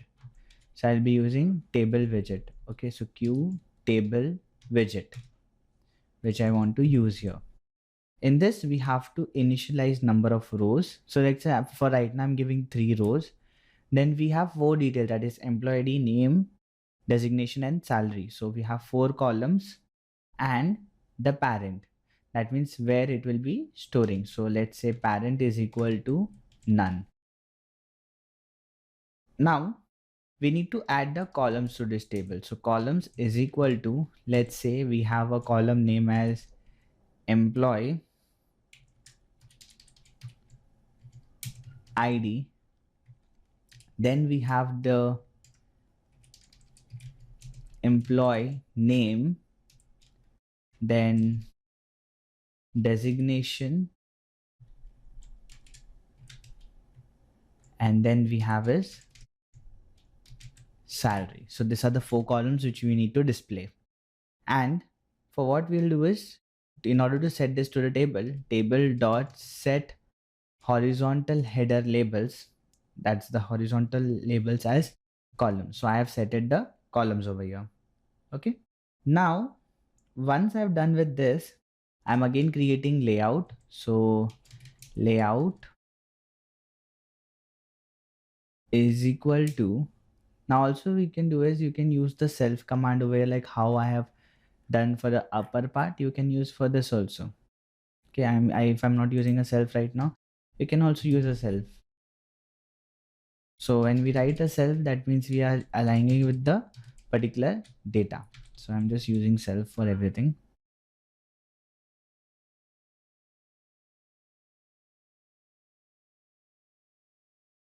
Okay, now self dot table set horizontal. Now layout is equal to, we'll add QV box layout. Then we'll say layout dot add widget, that is self dot, we need to add the label, and then we need to add layout dot add widget, that is self dot our table, and then we need to say self dot set layout as our layout, and we have already given the title and everything, right? Now let's see if I execute this command and I click on display employee. So I get an form of employee records which has employee ID, name, designation, and salary with 3 different rows into it. Okay, so this is a simple design which I have created for displaying employee. So we have 3 designs, that is, one is the main design, one is the adding of employee, and one is the displaying of employee. So in display employee, what you have to just do it, see in add employee, we have the particular 4 command, that is 4 data, and when we click on add employee, it will show us the employee records. And in the display employee, we have all the features, that is what are the requirements of employee. Okay, now what I'm just doing is I will just in the main loop which we have table, right, label, so self dot label dot set font, and I'll just say using Q font, I'll set this as sans serif, and the size may be 232, and self dot label dot set alignment, and alignment to be given as qt dot align center. So now if you'll see, we get this label at the center of the data. Okay, because we are not getting it proper center, since we have given this label to be movable. So I'll remove this label dot move from here, and now if you will see, okay, we got the label here. Since we haven't added any layout with this, so if you want, you can add a layout also with this, maybe to look it more attractive and more beneficial. Okay, so right now I'm not giving any alignment or something like that. I'll just give this much data, and let's see. Yeah, so we just have these 2 buttons now which I have to make a movement. So like 200, I'll make it to 400, and I'll make it to 450. Okay, 400 has become too much, so let's make it to 300, and this has 350. Okay, so we get these 2 buttons, add employee, and we get one more button for display employee.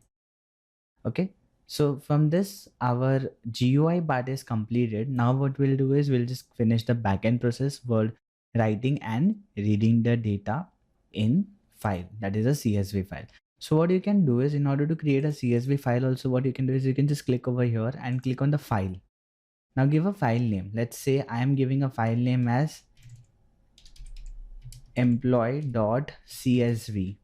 So I've created a CSV file over here like this. Or else you can just go to the project and create a CSV file by using Microsoft Excel also. Okay. So we have a file name which is called as employee.csv, which will store all the records of employee. Okay. So now in the next step, what are we going to do is we'll see how to write the data into file. Okay. In this step, we'll see how to write a file or how to write a data into a CSV file. Okay. So basically what are we planning to do is, see, we will fill up all this data. Like in the Q line edit, we have ID, name, designation, and salary. This four details should be filled when we click on this button, right? So what I'm going to do over here is I'm creating another function.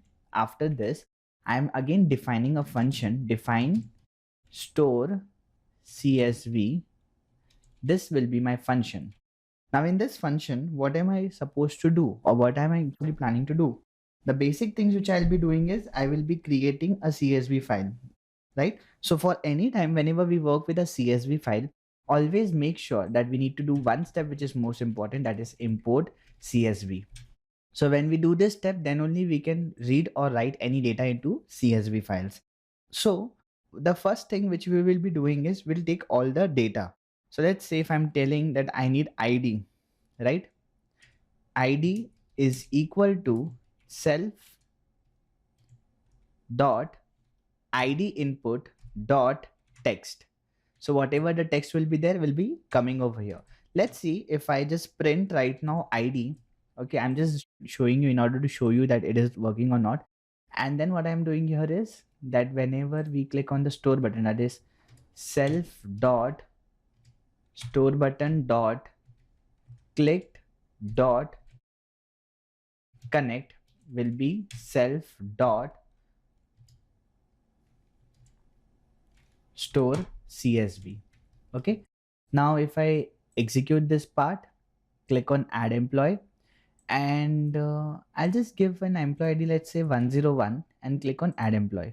So you can see that 101 is printed over here, right? That means this particular data is working successfully. Okay. So this is like I am taking the ID. So similarly, I have to take all other data, like, so I would be having ID, then I would be having the name. So name is equal to self dot name input dot text. Then we have designation. So desig is equal to self dot desig input dot text. And last we have is the salary. So salary is equal to self dot salary input dot text. So these are the four details which we want to print down, correct? Now, in order to work with a CSV file with, we will use a function which is called as with, and in this with I will be writing open the CSV file. So open, and which file do we need to open is employee.csv file. Then the mode of opening the file. Suppose if I open in a mode of W, so it will write, and whenever I will add one more data, it will overwrite. That means it will clear the previous data and again write it. But then it would be a loss of data for me, right? That means if I use a write W sign, it will write the data. So if my previous data is there, that will be deleted from my file. So it can be a loss of my file. So what I'll do is, instead of W, I'll use A, that says append. So what I'm telling to do is append. So my previous data will be also there and the new data will be also there. Now buffering of data, that is I'll use as new line as blank. Okay, as, so file, so I'm taking F for the file right now. Now what I'll do is I'm creating an object called as writer is equal to CSV dot, we are using a function of writer, and we are writing the data into this file. Okay, now writer dot, we get an option called as write row, and in this row I can print my data. For example, what the data which you want is, we want id, we want name, then we want is designation, and then we want is salary. So these are the 4 data which you want, and then afterwards I'll print it in the console. So just I'm printing data added successfully. We can even try to give a label for right now, but for just to see that whether this particular thing is working or not, 101, name of the employee, let's consider as Tracy, designation as manager, and salary let's say as 80,000. When I click over here, okay, it is showing me data added successfully. And let's come to employee.csv file, and here we go, we got our data in employee.csv file which is stored. Okay, now suppose if I try to add one more data, like same thing, again it shows me data added successfully and it appends my file. So I'm getting another data also which is stored in employee.csv file. Okay, that means from this I can say that all the data are stored successfully in employee.csv file. So in this process, I am able to write the data. Now what I will do is, after we are done with this, instead of printing, I will be adding one more element after the button. So let's say this is my button, right? And after the button, I want to add one more thing, which is self dot add lbl label is equal to q label, and this q label right now I'm keeping it as blank. Okay, or else I can just give for right now is the self. Then I will say that this label should be added after the button. So layout dot add widget is self dot add label, and after this I will be telling that self dot add label dot set text will be data added successfully. Now if I just run this code, okay, stop and rerun. Now I just had an employee, let's say 101, name is Tracy, designation as manager, and salary as 80,000 or 90,000, anything. And when I click over here, it shows me data added successfully. And when you come over here, you can see the data is already added in this file. Okay, that means this particular thing is working successfully. So from this code, the store CSV, what we have done is we have opened a file and we have tried to write the data into a file. So this was, in this step, we have seen a simple example for writing the data in a CSV file. Okay. So in this step, we'll see how to read a CSV file. Okay. So basically, if we'll check the table part, we have to, in order to create a table, we have to define the size of row and the size of column, right? But the problem is, if suppose right now, I'll just take an example that if I have 10 datas, so can it be fit in 3 rows? No. So the row will be defined on how many datas do we have, right?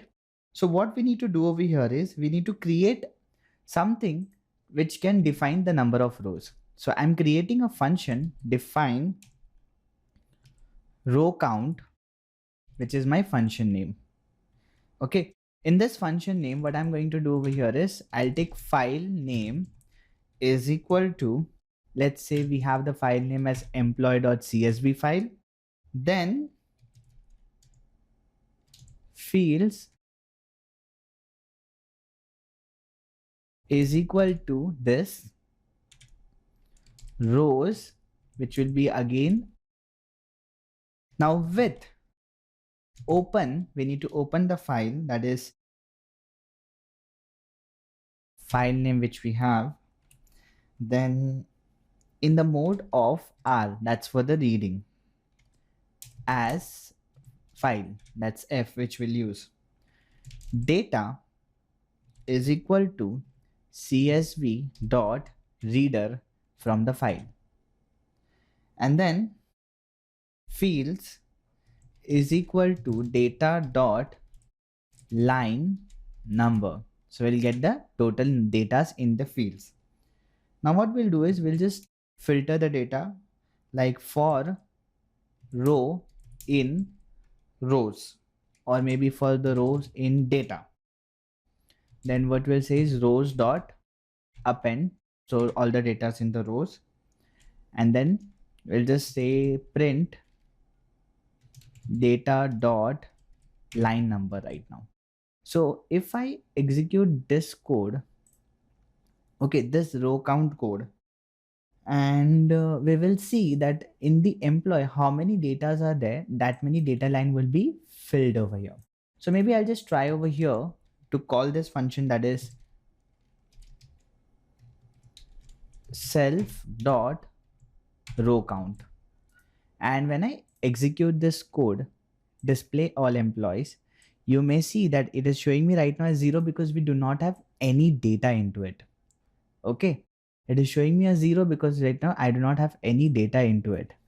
So what I'll do is I will, after printing the data, I will try to return this data. So return data dot line number, and where I'll be going to return over here is over here. So getting r is equal to self dot row count. So r will be having all the number of rows which we require, and now this qtable widget will have all the data.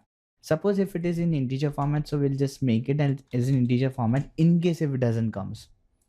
Now if I run this code and I say display, so right now we do not get any column because there is no data into it, but if there is a data, that particular data will be filled over here.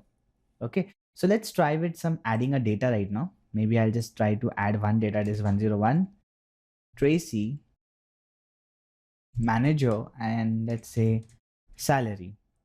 And when I add this, you can see the data is added.